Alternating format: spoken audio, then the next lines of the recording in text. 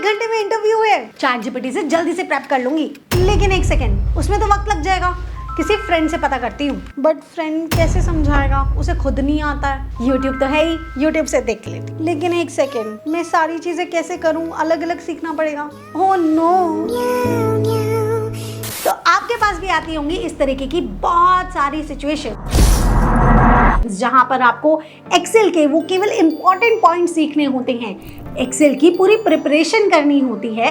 तो ये वीडियो है उसका वन स्टॉप सॉल्यूशन। आज के वीडियो में मैंने हैंड पिक किए हैं वो सारे के सारे फीचर्स एंड फॉर्मूलाज जो होने वाले हैं आपके लिए सबसे ज्यादा इंपॉर्टेंट। तो यहाँ पर मैं आपको वो सारी चीजें कवर कराने वाली हूँ। देखिए, Excel comprises so many features and so many formulas, तो हमें उसमें से सब कुछ सीखना नहीं होता है, लेकिन जो इंपॉर्टेंट है यहाँ कवर कर लिया जाएगा। अगर आप इंटरव्यू के लिए जा रहे हैं तो भी इस वीडियो को प्रेफर कर सकते हैं, क्योंकि यहाँ पर जितनी भी चीजें हैं वो उस बेसिस पे भी कराई जाएंगी जो जर्नली इंटरव्यू में पूछी जाती हैं। इस वीडियो के अंदर मैंने जब भी काम कराया है तो डेटा सेट पे काम कराया है। तो अगर आपको ये डेटा सेट चाहिए तो आप हमारी ऐप को इंस्टॉल कर सकते हो, वहां पे फ्री कंटेंट को चेक कर सकते हो, वहां पर आपको ये डेटा सेट मिल जाएगा। आप उसे डाउनलोड करके प्रैक्टिस भी कर सकते हो मेरे साथ साथ। इसके अलावा वीडियो के बीच में मैंने एक आपके लिए बोनस टिप रखी है, या फिर कह लो सरप्राइज रखा है, जिसके अंदर मैं आपको बताऊंगी कि कैसे आप अपने वाले अभी वाले करियर को अपग्रेड कर सकते हो और एक बेटर पैकेज की तरफ जा सकते हो।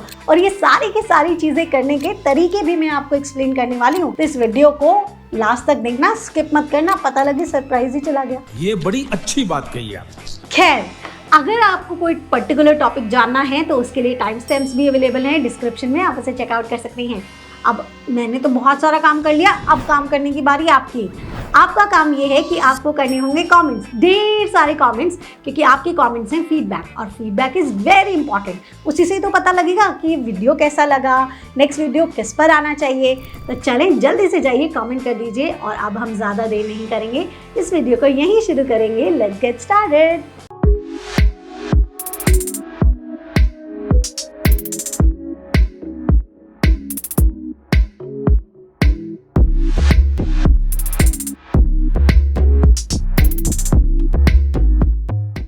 शुरुआत करते हैं। और जैसा कि आपको पता है कि ऐसे तो हम लोग सारी चीज़ें बहुत डिटेल में पढ़ते हैं, लेकिन यहाँ पर ये जो मैं आपको करा रही हूँ 1 घंटे के अंदर, ये आपका एक बहुत ही क्विकेस्ट रिवीजन आप कह सकते हैं। तो अगर आपको एक्सेल अच्छे से आता है तब तो आप बहुत जल्दी जल्दी रिवाइज कर लेंगे। और इन एनी केस अगर एक्सेल नहीं आता है तो थोड़ी सी मेहनत करनी पड़ेगी, हाँ, लेकिन फिर भी समझ पूरा आ जाएगा। देखें, एक्सेल आपके बिल्कुल सामने नज़र आ रहा है, ये पूरी शीट आपको नज़र आ रही है। अब हम लोग इसमें सबसे पहले बेसिक चीज़ें करने वाले हैं। Let me just take my mouse highlighter first. हमने ले लिया है ताकि आपको अच्छे से एक्सप्लेन हो जाए। नाउ, अब ये सारी चीज़ें आपको पता होंगी कि हम लोग इसको टैब बोलते हैं। ये छोटी छोटी चीज़ें हैं जो कि इंटरफेस के अंदर आती हैं, बट जर्नली इंटरव्यूज़ में कभी भी इतनी बेसिक चीज़ें नहीं पूछी जाती हैं। एंड जर्नली हमें इन चीज़ों का नाम ना भी पता हो तो भी काम तो किया ही जा सकता है, और हम जो भी चीज़ कर रहे हैं वो काम के लिए कर रहे हैं। तो सबसे पहली चीज़ आती है जो आपको जानने की है, वो ये है छोटी छोटी चीज़ें, कि अगर मुझे और भी शीट्स बनानी है तो मैं प्लस प्लस पे जाके मैं और शीट्स बना सकती हूँ। अगर मुझे शीट को जूम करना है तो मैं यहाँ से zoom in and zoom out कर सकती हूँ। इसके अंदर जो ABCDE दिख रहा है उसको हम क्या बोलते हैं, कॉलम्स बोलते हैं। क्या बोलते हैं, ये जितना भी पोर्शन आपको दिख रहा है इसको हम लोग बोलते हैं कि ये हमारा कॉलम है। और जितने भी नंबर्स आपको दिख रहे हैं उनको हम क्या बोलते हैं कि ये हमारी रोज़ हैं, ठीक है, हमारी रो हैं। अब यहाँ पर हर एक में आपको दिख रहा होगा एक बॉक्स बना हुआ है। अगर आप इस बॉक्स के बारे में समझेंगे तो क्या समझेंगे कि ये 2 लाइनों से मिलके बनता है। 2 वर्टिकल लाइन आती है, 2 हॉरिजॉन्टल लाइन आती है, तब जाकर ये बॉक्स बनता है। तो आपके पास जो वर्टिकल लाइन आती है वो आप क्या थी, A और B था, राइट। जो हॉरिजॉन्टल लाइन आती है वो क्या था, वो 1 और 2 था। तो 1 और 2 आप किसको बोल रहे थे, रो को बोल रहे थे, और A और B आप किसको बोल रहे थे, कॉलम को बोल रहे थे। तो मैं ये कह सकती हूँ, और यहाँ पर जो बॉक्स बनता है वो क्या होता है, उसको क्या बोलते हैं, उसको हम सेल बोलते हैं। क्या बोलते हैं, सेल बोलते हैं। तो क्या मैं ये कह सकती हूँ कि ये जो बॉक्स होता है, ये जो सेल होता है, ये किससे मिलके बना है, ये रो से मिलके बना है, रो प्लस कॉलम से मिलके बना है, क्योंकि इसके अंदर 2 लाइन कॉलम की होती है और 2 लाइन रो की होती है, तब जाकर एक बॉक्स बनता है, और एक बॉक्स जो बनता है उसको हम सेल कहते हैं। इसीलिए सेल का जो नेम होता है वो रो एंड कॉलम से मिलके बनता है। अगर मान लीजिए यहाँ पे हमें कैसे पता लगेगा कि हम कौन से सेल पे हैं, तो आप क्लिक कीजिए और ऊपर कलर देखिए किसका डार्क हो गया, सी का डार्क हो गया ना, तो सी कॉलम, और यहाँ पे 13 डार्क हो गया ना, तो 13। तो इस वाले सेल का नाम क्या हो जाएगा, इसका सेल का नाम हो जाएगा C13। और आप यहाँ पे देख सकते हो, यहाँ पर देख सकते हो आपका सेल का जो नेम है, ये जो होता है वो आपका नेम बॉक्स होता है जो सेल का नेम बताता है। So this is your C13। Okay, cell के बारे में जानना बहुत ज़रूरी था एंड ये रो एंड कॉलम के बारे में जानना बहुत ज़रूरी था, बिकॉज अगर ये नहीं पता तो फिर फॉर्मूलाज में दिक्कत आएगी, और फॉर्मूलाज तो बैकबोन है एक्सेल की, तो वो तो आने चाहिए। तो यहाँ से हमने सीखा सेल क्या होता है, ठीक है। बाकी बेसिक चीज़ें आपको पता ही हैं। ये यहाँ एक और चीज़ें जान लो कि हमें कैसे और शीट्स ऐड कर सकते हैं, ठीक है। तो यहाँ हमें 3 चीज़ें पता लगी, 3 से शायद ज़्यादा पता लगी, रॉ, कॉलम, और यहाँ पर हमें पता लगा सेल, और साथ ही साथ में शीट्स के बारे में पता लगा। अब हम करने वाले हैं एक चीज़ का और एक्सप्लेनेशन, जो कि है अपना डेटा एंड फॉर्मेटिंग, कि ये डेटा क्या होता है और ये फॉर्मेटिंग क्या होती है। चलें अब हम उसको समझते हैं। आती है डेटा वर्सेस फॉर्मेटिंग, कि ये डेटा क्या होता है और आपके पास फॉर्मेटिंग क्या होती है। देखिए, जब भी आप एक्सेल में काम करते हैं तो ऐसी बात नहीं है कि केवल डेटा लिखा और काम हो गया, आपको उसके अंदर फॉर्मेटिंग भी करनी पड़ती है, बेसिकली आपको सजाना भी पड़ता है। तो मान लीजिए मेरे पास यहाँ पे कोई टेबल है, मैंने ये टेबल बनाई, मैं एक बार स्केच बना के बता रही हूँ आपको, और यहाँ पे ऊपर मैंने हेडर लिख दिए कि यहाँ पर मेरे नेम्स लिखे हुए हैं और यहाँ पर मेरे मार्क्स लिखे हुए हैं, मैंने ऐसे लिख दिया, और यहाँ पे मैंने कंप्लीट लिस्ट बना दी। तो यहाँ पर फिलहाल के लिए ये क्या है, केवल और केवल इन्फॉर्मेशन है। मैं कह सकती हूँ अगर मान लीजिए मैं यहाँ से ये लाइन हटा दूँ, ये लाइन हटा दूँ, ये लाइन हटा दूँ, ये लाइन हटा दूँ और ये लाइन हटा दूँ, तो अभी के लिए ये केवल क्या है, इन्फॉर्मेशन है, बेसिकली इन्फॉर्मेशन है। लेकिन अगर मैं यही चीज़ कर दूँ, नेम, मार्क्स, उसके बाद मैं यहाँ पे नेम्स लिख दूँ, उसके बाद मैंने यहाँ पे ऐसे टेबल बना के ये काम कर दिया, उसके बाद मैंने ऐसे लाइंस बना दी, उसके बाद एक लाइन ऐसे बना दी, और साथ ही साथ में मैंने यहाँ पर आके, एक सेकेंड मुझे कलर लेने दीजिए, मैंने यहाँ आके ऐसे कलर फिल कर दिया, इसके अंदर ऐसे कलर फिल कर दिया, ठीक है। मेरी ड्राइंग को इग्नोर कर सकते हो। तो अब एक बात बताओ, यहाँ पर केवल डेटा है क्या? नहीं, आपने क्या किया इसके साथ साथ, आपने डेटा के साथ साथ, डेटा तो आपने लिखा ही कि जो डेटा है, मार्क्स है, नेम है, इसके साथ साथ आपने कर दी फॉर्मेटिंग। फॉर्मेटिंग का मतलब क्या है, एक तरीके से आप लेमन लैंग्वेज में इसे बोल सकते हो कि आपने उसका डेकोरेशन कर दिया किसी तरीके से। तो आपके पास 2 चीज़ होती है, ये है केवल डेटा, डेटा मतलब क्या, केवल इन्फॉर्मेशन।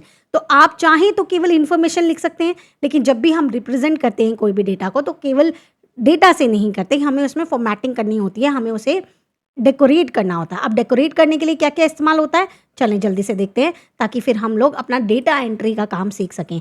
तो डेकोरेट करने के लिए हमारे पास होम टैब के अंदर अगर मैं देखूं तो क्या क्या चीज़ आती है, ये फॉन्ट ग्रुप आ गया, ये अलाइनमेंट ग्रुप आ गया, ये नंबर ग्रुप आ गया, ये सारे के सारे हमारे फॉर्मेटिंग के अंदर आते हैं। क्यों? क्योंकि अगर आप देखो, ये फॉन्ट का एक्सटेंशन क्लिक करो, सेम विंडो आ रही है, number, alignment, font, border, fill, protection, ठीक है। ये अलाइनमेंट के अंदर क्लिक करो तो भी यही आएगा, ये यहाँ पे नंबर पे क्लिक करो तो भी आपके पास यही एक विंडो आ जाती है। तो ये सारे के सारे ऑप्शंस जितने भी ऊपर नज़र आ रहे हैं वो सारे के सारे फॉर्मेटिंग में आते हैं, ना केवल कलर वाले। अगर आपको ऐसा लगता है ना कि वह कलर वाला जो ऑप्शन है वो फॉर्मेटिंग है, नो, इसके आगे के भी जितने भी ऑप्शंस हैं, यहाँ नंबर फॉर्मेट तक लगा लो, वो सारे के सारे आपके फॉर्मेटिंग के अंदर आते हैं, ठीक है। तो यहाँ पे जितने भी ऑप्शन आप हम इस्तेमाल करने वाले हैं, अभी जो आपने देखा, मैंने आपको बताया कि एक डेटा होता है और एक फॉर्मेटिंग होती है, दोनों को मिलाकर ही कोई काम होता है। तो that is your data entry work. Data entry में अगर कोई डेटा एंट्री वर्क ऑपरेटर है, उसे कोई काम करना है, तो क्या करेगा वो, कोई इन्फॉर्मेशन जो उसके पास होगी या बिल्स होंगे जिसमें से देखकर उसको चीज़ें उतारनी है एक्सेल के अंदर, तो वो क्या करेगा, सिंपली सारी इन्फॉर्मेशन उतारेगा और फिर उसके बाद उसमें फॉर्मेटिंग कर देगा कि किस तरीके से हम फॉर्मेटिंग कर सकते हैं। चले, अब मैं नेक्स्ट आपको बताने वाली हूँ कि कैसे आप ये सभी शॉर्टकट कीज़ भी इस्तेमाल कर सकते हैं फॉर्मेटिंग की, और कैसे हम डेटा एंट्री वर्क करते हैं। और डेटा एंट्री वर्क के अंदर मैं एक आपको हैक भी बताऊंगी कि कैसे आप फॉर्म के थ्रू कर सकते हैं, जस्ट बिकॉज ये क्विकेस्ट हमारा रिवीजन है एंड यहाँ पर मैं आपको बहुत सारे हैक्स बताने वाली हूँ, तो कोई भी मोमेंट स्किप मत करना। चलें अब हम अपने हैक्स देखते हैं और डेटा एंट्री का वर्क देखते हैं। डेटा एंट्री करते हैं, यहीं पे ही करेंगे, उसके बाद बेसिक चीज़ें भी साथ में देखते रहेंगे। डेटा एंट्री के लिए हमें चाहिए क्या, सबसे पहले हमें हेडिंग चाहिए होती है, तो लेकिन हम लोग हेडिंग पूरा लिख नहीं सकते हैं, इसलिए एक बार के लिए यहाँ पे XYZ लिमिटेड मैं यहाँ पे लिख के रख लेती हूँ। उसके बाद देखेंगे, बिकॉज अभी हमें पता नहीं है ना कितने हमारे पास कॉलम्स आने वाले हैं, कितनी हमारी हेडिंग होने वाली है, इसलिए हमने सिर्फ उसको वहीं पे ही रखा है। आप भी ऐसे ही काम करें। उसके बाद देखो सीरियल नंबर लिखो, उसके बाद आप अपने पार्टी नेम लिख सकते हैं, तो हमने यहाँ पार्टी नेम लिखे हैं। उसके बाद क्योंकि हम लोग यहीं पे ही थोड़े बहुत फॉर्मूलाज और आगे चीज़ें करने वाले हैं, तो अभी के लिए मैं यहाँ पे केवल एक अमाउंट लिख लेती हूँ। तो मैंने यहाँ अमाउंट लिख लिया। हमारे पास ये 3 चीज़ें आ गई हैं, 3 चीज़ें आ गई हैं। अब मान लीजिए मुझे यहाँ पर इस जो हेडिंग है XYZ लिमिटेड है उसको बीच में लेकर आना है, तो आप कहेंगे कि मैम बीच वाले सेल में लिख लो, लेकिन ऐसा करना गलत होगा, क्योंकि अगर जैसे ही आप स्ट्रेच करोगे तो वो अलग अलग डायरेक्शन में जाएगा और वो बीच में नहीं दिखेगा। ऐसे केस में आप क्या कर सकते हो, आप इसे मर्ज एंड सेंटर कर सकते हो। ये रहा आपका मर्ज एंड सेंटर। तो क्या मैं मर्ज एंड सेंटर करने वाली हूँ? बिल्कुल भी नहीं। मैं तो आपको शॉर्टकट कीज़ बताने वाली हूँ। तो वो कैसे करते हैं देखें। जितने भी आपको फीचर्स नज़र आ रहे हैं ना, उन पे एक की होती है, और वो कैसे काम करती है, आप ना अपने कीबोर्ड के अंदर ऑल्ट प्रेस कीजिए। ऑल्ट जैसे ही प्रेस करेंगे तो आपके पास यहाँ कीज़ सारी एक्टिव हो जाएंगी। कीज़ एक्टिव हो गई, आपको किस पे जाना है? होम पे जाना है ना। आपको तो होम वाला टैब में ऑप्शन है आपका मर्ज एंड सेंटर वाला, तो आप प्रेस करेंगे एच प्रेस करने के बाद आपको चाहिए मर्ज वाला चाहिए, क्योंकि उसके अंदर मर्ज एंड सेंटर इस्तेमाल करना है, तो आप प्रेस करेंगे एम। एंड उसके बाद आपके पास आ जाता है सेंटर, तो आप प्रेस करेंगे सी। तो ये हुआ क्या, देखो आपको बहुत सिंपल सी चीज़ समझनी है, और ऐसे करके आपको सारी कीज़ याद हो जाएंगी। और वो क्या है कि हमारी जो एक्टिवेशन की है, क्या आप लिख भी सकते हो, ये वाली चीज़ आपके बहुत ज़्यादा काम आने वाली है कि एक्टिवेशन की, क्या एक्टिवेशन की वो जो होती है वो आपकी होती है ऑल्ट।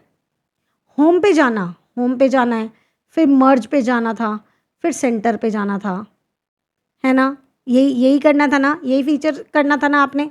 तो देखो ऑल्ट से एक्टिव कर लिया। होम स्टार्ट्स विद एच, तो H. M merge starts with M. Centre starts with C. आपकी क्या शॉर्टकट की बन गई? ऑल्ट HMC बन गई शॉर्टकट की। चलो इसे अप्लाई करके देखते हैं। अप्लाई करने के लिए क्या करेंगे, एक बार के लिए मैं यहाँ से एरो ले लेती हूँ। उसके बाद मैंने इस एरिया को सेलेक्ट किया। अब मैं प्रेस कर रही हूँ, एक साथ प्रेस नहीं करना, ऑल्ट HMC ऐसे प्रेस करना है, ऑल्ट HMC, एंड ये आ गया बीच में। कुछ और चाहिए होता, मर्ज अक्रॉस चाहिए होता तो MA, अनमर्ज चाहिए होता तो मर्ज अनमर्ज MU। ठीक है, तो आपको इस तरीके से ये चीज़ करनी है। अब सेम विद दिस थिंग, अगर चलो बॉर्डर हम बाद में लगा लेंगे, हमने इनको लिया और हम लोगों ने यहाँ पे ही कर दिया। अगर मुझे अलाइनमेंट सेंटर के चाहिए थे तो मैं क्या करती, AC भी कर सकती थी। ठीक है, अब हम यहाँ क्या करेंगे, 1 लिखेंगे, 2 लिखेंगे। मान लो 10 एंट्री करनी है, दोनों को सेलेक्ट करेंगे और ये छोटा सा ये जो कर्सर दिख रहा है हम इसको लेंगे और यहाँ पे ड्रैग कर लेंगे ताकि हमें सारे सीरियल नंबर मिल जाए। हमें सारे सीरियल नंबर मिल गए। अब हम कोई भी पार्टी नेम लिख लेते हैं, कोई भी रैंडम पार्टी नेम्स लिख सकते हैं हम यहाँ पे। जैसे A लिख लिया, यहाँ B लिख दिया, यहाँ C लिख दिया, यहाँ D लिख दिया। मैम इसको ड्रैग नहीं कर सकते ना, हम अल्फ़ाबेट को ड्रैग नहीं करते हैं, हम लोग यहाँ पे केवल नंबर्स को ड्रैग कर सकते हैं। GHIJ, ठीक है। उसके बाद हमें कुछ अमाउंट लिखनी है, तो हमने कुछ भी अमाउंट लिख दी, लाइक 100, 200, 300, 400, ओके माय बैड, 500, 600, 700, 800, 900, 1000, हमने 1100, ठीक है, ये एंट्रीज कर दी। उसके बाद मान लीजिए आपको अब बाहर बॉर्डर लगाना है, तो कैसे कर सकते हैं, ये डेटा एंट्री चल रही है, डेटा एंट्री ऐसे की जा सकती है। ठीक है, अब आपको मान लो बॉर्डर लगाना है तो कैसे करेंगे, देखो कंप्लीट डेटा को सेलेक्ट करने के लिए आपको क्या करना होता है, Ctrl+A।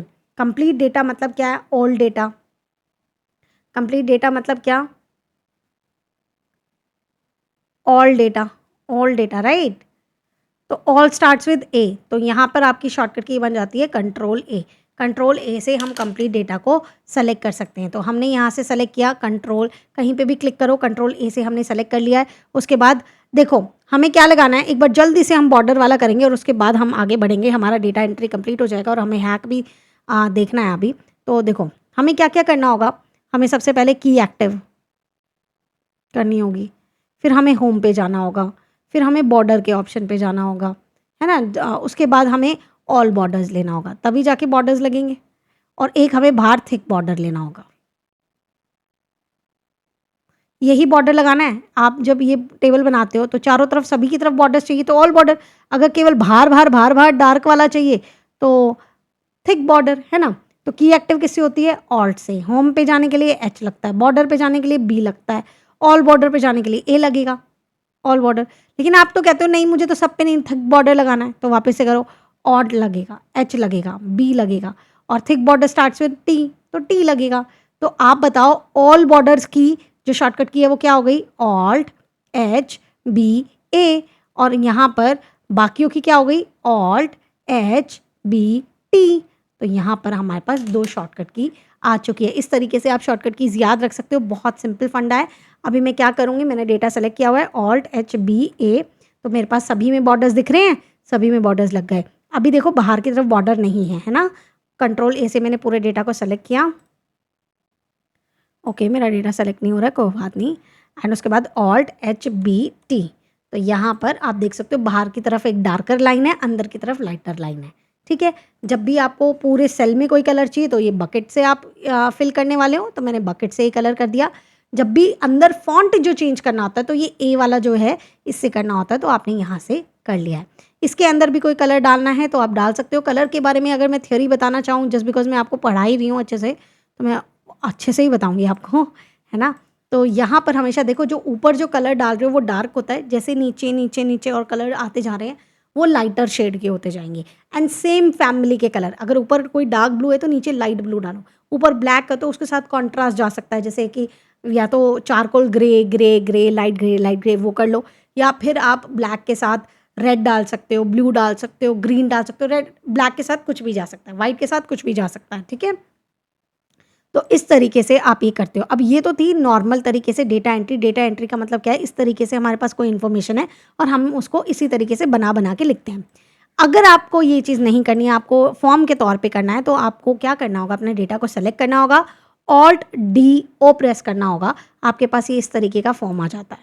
अब मान लो आपको आगे एंट्री करनी है, मुझे चाहिए 11th, उसके बाद मैं कह रही हूँ टैब, एंटर करोगे तो एंट्री हो जाएगी, टैब जे के बाद के, टैब हमें चाहिए 1200, एंटर। तो यहाँ सबसे ऊपर एंट्री हो गई है, मुझे यहाँ से नीचे सेलेक्ट करना चाहिए था। ओके, तो यहाँ हम करेंगे ऑल्ट डी ओ, है ना। अब हम 11th की जगह 12th एंट्री करेंगे, 12th एंड एंटर। देखते हैं हम 12th अभी भी ये ऊपर एंट्री कर रहा है, ऐसे कैसे? हमने ये किया ऑल्ट डी ओ, उसके बाद हमारी 13th entry, enter. Fine, next next next next next next next next next next. अब इसके बाद न्यू एंट्री करनी है, न्यू। अब हम करेंगे 14, उसके बाद हमने किया tab, party name is L, उसके बाद हमने दे दिया 1500, एंटर। तो अब नीचे एंट्री हुई क्योंकि हमने ऊपर से ये किया हुआ था 14L 1500। क्या किया है हमने? बस डेटा को सेलेक्ट किया है। देखो कभी कभी चीज़ें हो जाती है, मैं कोई एडिटिंग में भी ये कट नहीं करने वाली हूँ, तो बहुत नॉर्मल सी चीज़ है, आपके साथ भी ये हो सकती थी। अच्छा हुआ ये चीज़ अभी हमारे सामने हो गई। हमने जब डेटा सेलेक्ट किया, ऑल्ट डी ओ किया, तो यहाँ पे ऑलरेडी 13th एंट्री हो रखी थी। आप क्या करेंगे? आप fine next next next next next करके नीचे आ जाओ, बिल्कुल लास्ट एंट्री चाहिए उसे। लास्ट एंट्री आ गई, अब हमें न्यू एंट्री चाहिए कि हम नई एंट्री कर रहे हैं। और अब हम मान लो 20th एंट्री कर रहे हैं, उसमें टैब करोगे तो नीचे आओगे, एंटर करोगे तो एंट्री हो जाएगी। यहाँ पर आप लिख दो, मेरा नाम लिख दो तनु, एंड टैब कर लो, अमाउंट लिख लो यहाँ पे 500 जैसे, ठीक है। उसके बाद आप एंटर कर दो, तो देखो यहाँ नीचे एक और एंट्री हो गई है। और ये फॉर्म में ना तो कोई किसी तरीके का मैक्रो लगाना पड़ा, ना कुछ करना पड़ा, और आप कंटिन्यूसली इस तरीके से एंट्री कर सकते हो। क्या प्रेस करना है, क्या शॉर्टकट की है, मैं यहाँ पे लिख दे रही हूँ, which is your Alt D O, ठीक है। साथ ही साथ में हम लोग इस शीट को, जस्ट बिकॉज मैं आपको ये डेटा प्रोवाइड कराऊंगी तो आपको ऐसे समझ नहीं आएगा, तो मैं यहाँ तो लिख देती हूँ कि ये जो है वो थियोरी का पार्ट है, और यहाँ पर हम लोगों ने डेटा एंट्री सीखा है, तो मैं इसको डेटा एंट्री लिख देती हूँ, ठीक है। ये वाली चीज़ें ना, पता है सब लोग मुझे कहते भी हैं कि भाई यहाँ पर हम लोगों को सिर्फ खाली शीट दो ऐसे करके, तो वो चीज़ प्रैक्टिस के लिए है, तो आप प्रैक्टिस कर सकते हैं, ठीक है। बाकी शीट में फ़िलहाल के लिए कुछ भी नहीं है, आगे हम काम कर लेंगे। So this is all about your data entry work, जिसके अंदर आपको डेटा लिखना होता है, फॉर्मेटिंग करनी होती है। अभी के लिए हमने केवल अलाइनमेंट दिखा है और यहाँ के ग्रुप देखे हैं। देखिए इसको मेरे को थोड़ा थिक करना था तो मैंने बोल्ड कर दिया, अगर मैं नहीं चाहती तो ऐसा दिखेगा, तो आप इसे बोल्ड कर सकते हो। एंड इटैलिक और अंडरलाइन करने की जरूरत नहीं है। अच्छा, आपसे कुछ भी इंटरव्यू में या कभी भी कोई डेटा बनवाया जाए तो कोशिश कीजिए जो आपका फ़ॉन्ट है वो एप्टोस नेरो हो गया, एरियल हो गया, कैलिब्री हो गया, इन्हें ही रखें। कोई बहुत ज़्यादा स्टाइलिश ना रखें क्योंकि वो प्रोफेशनल नहीं लगता। कलर्स की मैं बात बता दूँ तो आप जो कलर्स रख सकते हो वो ब्लू रख सकते हो, ब्लैक रख सकते हो, बरगंडी कलर रख सकते हो, मेहरून कलर से मिलता-जुलता कलर हो गया, है ना? और आप डार्क ग्रीन रख सकते हो, डार्क ग्रीन भी एक अच्छा है। ग्रे रख सकते हो, ग्रे बहुत अच्छा जाता है। तो आप इस तरीके के कलर ज़्यादा यूज़ कर सकते हो। इसके साथ कॉम्प्लीमेंट्री कलर्स यूज़ कर सकते हो। जैसे ब्लू के साथ जो जाता है वो ग्रे जाता है, ब्लैक के साथ भी ग्रे जा सकता है या मस्टर्ड जा सकता है। आप इसका इस्तेमाल कर सकते हैं। बरगंडी के साथ पीच कलर जा सकता है या फिर आपका क्रीम कलर जा सकता है। तो वो आप इस्तेमाल कर सकते हो। डार्क ग्रीन के साथ भी क्रीम हो गया, क्रीम कलर ठीक लगता है या वाइट ठीक लगेगा। ग्रे के साथ आप कह सकते हो black, grey and black best combination है। ऑरेंज के साथ भी अच्छा लगता है जो ग्रे है, ब्लू के साथ भी अच्छा लगता है, तो आप ग्रे को वहाँ इस्तेमाल कर सकते हो।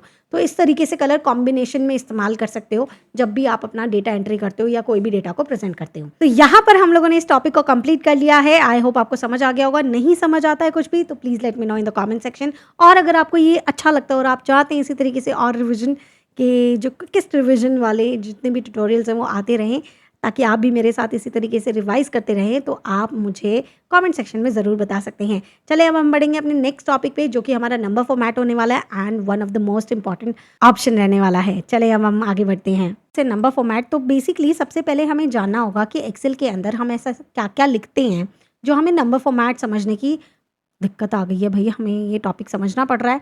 तो बेसिकली जब भी हम डेटा लिखते हैं ना तो हम क्या-क्या लिखते हैं, एक तो या तो नंबर्स लिखते हैं, किसी भी तरीके के नंबर्स लिख सकते हैं, चाहे वो होल नंबर हो गया मतलब कंप्लीट नंबर है उसमें कोई भी डेसिमल नहीं है, या फिर हम डेसिमल वाला लिख सकते हैं, ठीक है? तो इस तरीके से हम नंबर्स लिखते हैं। दूसरी चीज़ हम क्या लिखते हैं, टेक्स्ट लिखते हैं। जो भी मैं लिख रही हूँ वो सारा का सारा टेक्स्ट है। नंबर्स के अंदर ही मैं आपको और बता देती हूँ, हम परसेंटेज में भी लिखते हैं, परसेंटेज के फॉर्मेट में भी हम लोग लिखते हैं। तो एक और फॉर्मेट आ जाता है विच इज़ योर परसेंटेज। एक और फॉर्मेट होता है जो कि होता है करेंसी। आप कोई नंबर लिख रहे हो और वहाँ पर आप ऐसे लिख रहे हो ₹20, एक ऐसे लिख रहे हो तो दैट इज़ द करेंसी। आपने रुपीज़ जो लगाया वो आपका करेंसी है, तो ये भी एक फॉर्मेट होता है। और साथ ही साथ में एक होता है अकाउंटिंग का फॉर्मेट। अकाउंटिंग को A/C भी लिखते हैं, इसलिए मैंने लिखा। वो क्या काम करता है, जैसे अगर आप कॉमर्स बैकग्राउंड से तो आपको डेफिनेटली पता होगा जब भी हम लेजर्स बनाते हैं और उसके अंदर अमाउंट लिखते हैं तो हम कैसे लिखते थे, जैसे अगर मान लो 200 अमाउंट लिखना है तो 200 डेसिमल फिर 00 इस तरीके से लिखा जाता था, राइट? तो आप अगर किसी भी नंबर को अकाउंटिंग में कन्वर्ट करते हैं तो वो इस तरीके से आ जाता है, ठीक है? ये था आपका नॉर्मल नंबर्स का बता दिया, टेक्स्ट का बता दिया, करेंसी का बताया ना, अकाउंटिंग का बताया। इसके अलावा जो चीज़ आती है वो आते हैं डेट, टाइम, जो कि इम्पॉर्टेंट है। डेट वाला तो बहुत ही ज़्यादा इम्पॉर्टेंट है, तो इसे ज़रूर ध्यान से समझिएगा। डेट का समझ आ गया ना तो टाइम का ऑटोमेटिकली समझ आ जाएगा। तो डेट के अंदर सबसे पहले जो बाय डिफ़ॉल्ट दे रखे होते हैं वो मैं आपको 2 बता देती हूँ। एक तो होता है शॉर्ट डेट और एक गिवन रहता है आपका लॉन्ग डेट। ये सारी की सारी चीज़ें मैं अभी आपको करके भी दिखा दूँगी, मतलब जो भी इम्पॉर्टेंट है वो चीज़ बता दूँगी। शॉर्ट डेट के अंदर जैसे कि यहाँ पे जो डेट लिखी है 16/9/2025 क्या लिखा है, 16/9/2025 ये लिखा है। और यहाँ पर एक जो डेट लिख सकती हूँ मैं, ये लिख सकती हूँ 16 सितंबर पूरा लिख सकती हूँ और 2025 ये भी लिख सकती हूँ, है ना? तो ये मेरा लॉन्ग डेट के अंदर आता है, ये मेरा शॉर्ट डेट के अंदर आता है। अच्छा, हम चाहें तो एक हमारे पास ऑप्शन होता है कस्टम का, कि हम कस्टम वे से भी खुद से डेट लिख सकते हैं, ओके? टाइम का भी मैं बता देती हूँ। टाइम में क्या है, अगर मान लो आपने लिख दिया 3:21 ऐसे लिख दिया तो वो उसको कन्वर्ट कर देगा 00:03:03:21। अब आपको पता है कि घंटे की बात नहीं हो रही, 3 मिनट 21 सेकंड की हो रही है। अगर यहाँ पे घंटों की बात हो रही होती, मतलब आवर्स की बात होती, तो ये 03:21 ऐसे लिख कर आता। तो फ़र्क है ना, इन दोनों बातों में फ़र्क है। ये 3 मिनट 21 सेकंड है, ये 3 घंटे 21 मिनट है। तो आप जब उसको कन्वर्ट करते हो तो आपको ये समझ होनी चाहिए कि आप कोई चीज़ कैसे कन्वर्ट कर रहे हो। पहले नॉर्मल वाले नंबर फॉर्मेट देख लेते हैं, उसके बाद डेट वाले मैं और अच्छे से एक्सप्लेन करूँगी। जैसे कि मान लीजिए आपने यहाँ पे कोई भी नंबर लिखा, आपने यहाँ लिखा 250, ठीक है? आपने 250 लिख दिया, आप यहाँ पर गए, उसके बाद होम में गए, नंबर फॉर्मेट में, जर्नल में सारी चीज़ जर्नल में होती है। आपने यहाँ पे देखा करेंसी, आपको यहाँ केवल करेंसी ऐड करनी है, आपने इस पे गए। देखो, अगर डॉलर साइन जर्नली क्या होता है, इंग्लिश यूनाइटेड स्टेट्स मिलता है और वो आप करते हो तो डॉलर में कन्वर्ट हो जाता है, ये अकाउंटिंग में आ गया। बाहर से इस्तेमाल कर लो, जो बाहर ऑप्शन दिख रहे हैं वही अंदर की तरफ यहाँ बस लिखे हुए होते हैं और अलग से कोई ऑप्शन नहीं है। तो यहाँ पर आप कर रहे हो तो इसने क्या कर दिया, बाद में डेसिमल भी लगा दी और आगे करेंसी भी लगा दी। अगर इंडियन करेंसी लगाना चाहते हो तो आपको ऑप्शन मिल जाएगा इंग्लिश इंडिया, आप इसे क्लिक कीजिए तो ये रुपी के साइन के साथ आ जाएगा और उसके बाद आपको इस तरीके से दिखेगा। अगर मान लीजिए अब आपको नॉर्मल में करना होता तो क्या आप इसे जर्नल करते तो जर्नल में कन्वर्ट हो जाता। ये फ़र्क रहता है, आप समझे क्या फ़र्क रहता है। आपने इसको नंबर में कन्वर्ट किया तो देखो नंबर में आ गया, लेकिन अभी कोई करेंसी नहीं आई।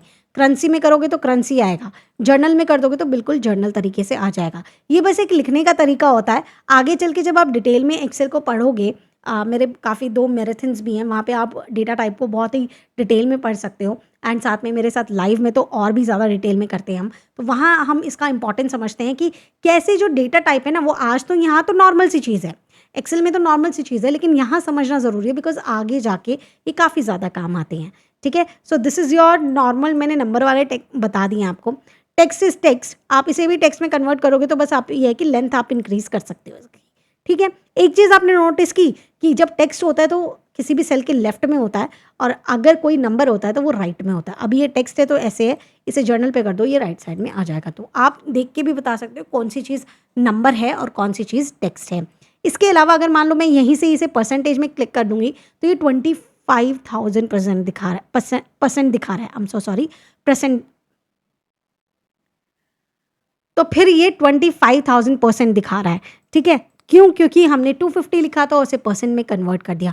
परसेंट थोड़ा सा ऐसे काम करता है कि जहाँ पे भी आपके या तो हो ऐसा आंसर 0.25 ऐसे लिखा हो, तब जाके वो आप परसेंट में करोगे तो 25% बनाएगा। लेकिन अगर आपका ऐसा नहीं है तो जहाँ पे भी आपको पता है कि आपका परसेंट वाला फॉर्मूला, मतलब आपको बाद में परसेंट में आंसर चाहिए, तो आप क्या करो, पहले ही उस एरिया में इस तरीके से सेलेक्ट करो और उसको परसेंट पे क्लिक कर दो। अब ये पूरा एरिया परसेंटेज का है, राइट? तो अब आप इसमें डायरेक्टली 15 लिखो, 20 लिखो, 32 लिखो, कुछ भी लिखो, वो ऑटोमेटिकली परसेंट में चेंज हो जाएगा। लेकिन अगर यही काम मैं यहाँ पे कर दूँ 15, 20, 32, ओके सॉरी माय बैड, 32, 15 और अब मैं इन्हें परसेंट में चेंज करूँ तो यहाँ पर ये इस तरीके से दिखेगा। तो या तो आप उसको पहले कर दो या फिर आप क्या करते हैं 0.15, 0.20, 0.32, 0.15 और अब उसको जब परसेंटेज में चेंज करते तो ये करेक्ट वे से दिखाता आपको। तो दिस इज़ योर परसेंटेज का डेटा टाइप। उसके बाद एक और ऑप्शन आता है, जैसे कि मान लीजिए मैं यहाँ पे लिख देती हूँ 56, ओके माय बैड, ये भी परसेंटेज के फॉर्मेट में होगा, अभी हमने लिया था ना। ठीक है, यहाँ आ जाओ 56.56565656, ओके माय बैड, 77 ऐसे करके कुछ नंबर लिख दिया। मुझे तो इतने डेसिमल्स चाहिए ही नहीं, तो आपके पास यहाँ 2 ऑप्शन होता है, एक है आपके पास इंक्रीज डेसिमल और एक है डिक्रीज डेसिमल। अगर आपको डिक्रीज करने, कम करने, इसे क्लिक करते जाओ, कम हो गया, बढ़ाने, इसे बढ़ाते जाओ, बढ़ गया, कम करना है, कम करते जाओ, बढ़ाना है, बढ़ाते जाओ। ठीक है, it's all up to you. जब भी आपके पास इस तरीके से हैशटैग का वो आता है, एक सेकेंड, हैशटैग आता है, हैशटैग का मतलब क्या है कि आपका जो नंबर है वो सेल के अंदर है तो सही, लेकिन आपका सेल का विड्थ थोड़ा कम है और वो हमें आंसर आने नहीं दे रहा है। तो बस इतना ही होता है। तो हमें क्या करना है, इन दोनों के बीच में जाके डबल टैप कर देना है, आपका आंसर आ जाएगा। इसे डिक्रीज करना है तो आप इस तरीके से इसे डिक्रीज कर सकते हैं, ये ऑटोमेटिकली आपका राउंड ऑफ हो जाता है। So this is your number type. हमने यहाँ वाले पूरे डिस्कस कर लिए हैं, अंदर वाले भी जितने इंपॉर्टेंट थे वो हमने डिस्कस कर लिए हैं। When it comes to the date, तो मैं आज की डेट के लिए मैंने क्या शॉर्टकट की इस्तेमाल की, कंट्रोल सेमीकोलन, मैंने ये इस्तेमाल किया है। ठीक है, तो जैसे मैंने प्रेस किया तो ये मेरे पास डेट आ गई है, ये मेरी शॉर्ट डेट है। अगर मान लो मुझे इसे लॉन्ग डेट में कन्वर्ट करना होगा तो मैं डायरेक्टली लॉन्ग डेट कर दूंगी, तो ये इस तरीके से आ जाएगी। अगर कोई डेट पहले से ऐसे लिखी हो तो उसे शॉर्ट डेट में भी हम कर सकते हैं। यहाँ पे हम शॉर्ट डेट प्रेस कर देंगे तो ये हमारा शॉर्ट डेट में आ जाता है। अब यही काम कस्टम में करना हो, बिकॉज बहुत ज़रूरी है और आगे भी काम आने वाला है, फॉर्मूलाज में भी काम आने वाला है, तो मैं आपको डेफिनेटली एक्सप्लेन करूँगी। देखें, थ्योरी के अंदर हम लोग इसे पढ़ने वाले हैं ताकि एक ही जगह आपकी थ्योरी रहे और आपको दिक्कत ना है। देखो, आप एक बात बताएं, जल्दी से हम करेंगे, है ना, हमारे पास टाइम बहुत कम है। हमारे पास 16/09/2025 है। तो ये हमारी क्या है, डेट, मतलब डे कह सकती हूँ। ये हमारा क्या है, मंथ, और ये मैं अपना क्या कह सकती हूँ, ईयर, राइट। ये मेरा ईयर है। Day starts with D, month starts with M और ईयर स्टार्ट्स विद वाई। तो जो डिनोट होते हैं, डे किससे डिनोट होगा, डी से, मंथ किससे डिनोट होगा, एम से, और वाई किससे डिनोट होगा, वाई से, सॉरी ईयर किससे डिनोट होगा, वाई से। तो अब आप क्या करेंगे, जब आपको कोई भी चीज़ शॉर्ट में लिखनी है, जैसे कि आपको लिखना है 16, मतलब आपको लिखना है, जैसे मान लो आज डेट है 5, अगर आपको कोई चीज़ लिखनी है शॉर्ट में, लिखनी है 5, अगर आपको लिखना है मंथ के लिए नंबर, जैसे अभी कौन सा चल रहा है 9, अगर आपको लिखना है यहाँ पे ईयर 25, तो आप इन्हें एक बार लिखोगे, मतलब आप यहाँ पे डी लिखोगे, यहाँ एम लिखोगे, यहाँ वाई लिखोगे। अगर आपको चाहिए, मतलब 2 लेटर्स लिखेंगे, 05, 09 या 25, तो आप क्या करोगे, 2 बार लिखोगे, D D, M M, Y Y. अगर यही चीज़ थोड़ी और डिटेल में चाहिए, जैसे आपको ये चाहिए, आज क्या है, आज आई गेस ट्यूसडे है, तो आपको चाहिए TUE, या फिर आपको मंथ चाहिए SEP, या फिर ये चाहिए 25E, तो आप क्या करोगे, डी डी डी 3 टाइम्स लिखोगे, M M M M 3 times लिखोगे, वाई वाई ये 2 टाइम्स या 4 टाइम्स ही होता है, ठीक है। अगर आपको कंप्लीट चाहिए कि मेरा लिख के है ट्यूसडे, मेरा लिख कर आए सितंबर, है ना, तो आप मेरा पूरा लिख के आए 2025, तो ऐसे केस में 4 टाइम्स लिखोगे, डी डी डी डी, सितंबर लिखोगे, M M M M, month है ना, ईयर के लिए लिखोगे वाई वाई वाई वाई। तो चलो अब मैं आपको ये क्रॉस वेरीफाई भी कराती हूँ, ये चीज़ समझ आ जाए ना तो आपका काम बन जाएगा। आप देख सकते हो, ये थियोरी के नोट्स आपको मिलेंगे, फ्री कंटेंट में चेक कर सकते हो, मैं लास्ट में आपको बताऊंगी कैसे आप चेक कर सकते हो। Now come to the data, आपके पास ये डेटा था, अब आपको इसके अकॉर्डिंग अगर मैं आपसे पूछूँ कि यहाँ क्या फॉर्मेट होना चाहिए, तो आप क्या कहोगे, 2 बार 2 लिखा हुआ है, 09 लिखा हुआ है, तो आप कहोगे डी डी एम एम, और ये लास्ट वाला वाई वाई भी हो सकता, वाई वाई वाई वाई, क्योंकि 4 टाइम्स है ना, ये होना चाहिए मैम, क्योंकि 16 2 लेटर्स हो गए, 9 16 तो 16 ही रहेगा, वो तो चल मैं सिंगल भी लिखती तो भी आता, लेकिन मैंने MM को देखा, मतलब मंथ को देखा, वो 09 लिखा है, 9 नहीं लिखा हुआ, तो ऐसे केस में मैं ये कह सकती हूँ। तो चलो एक बार हम चेक कर लेते हैं, हम इसमें जाएंगे, होम पे जाएंगे, यहाँ से हम एक्सटेंशन पे जाएंगे, कस्टम में जाएंगे, देखो DDMM 4 टाइम्स वाई वाई। अब यहीं पर मैं 3 बार कर देती हूँ एम को एंड ओके कर देती हूँ, तो देखो ये सितंबर में कन्वर्ट हो गया, SCP में कन्वर्ट हो गया, राइट। तो इस तरीके से हम अपने फॉर्मेट लिखते हैं।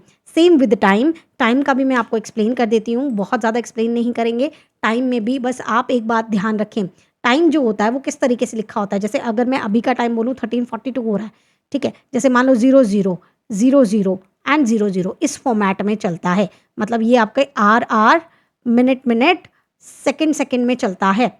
जैसे कि मैं मान लीजिए इस वीडियो के टाइम स्टैम्प्स लिख रही हूँ, ठीक है, मैं आपको दिखाई देती हूँ, मैं इस वीडियो के टाइम स्टैम्प लिख रही हूँ, तो मैं यहाँ टाइमिंग्स लिख रही हूँ, तो मैंने यहाँ पे टाइमिंग में ये लिख रखा है ना, तो मैंने क्या किया, मैं यहाँ पे दिखा सकती हूँ आपको टाइम स्टैम्प HHMMSS, कैसे, RR मिनट सेकेंड, बिल्कुल डेट जैसा होता है, तो इसको अलग से एक्सप्लेन करने की नीड नहीं है, बस थोड़ा सा समझने की ज़रूरत है, वो आप समझ चुके हैं। चले अब हम बढ़ते हैं अपने नेक्स्ट टॉपिक पे, जो कि होने वाला है आपका कंडीशनल फॉर्मेटिंग।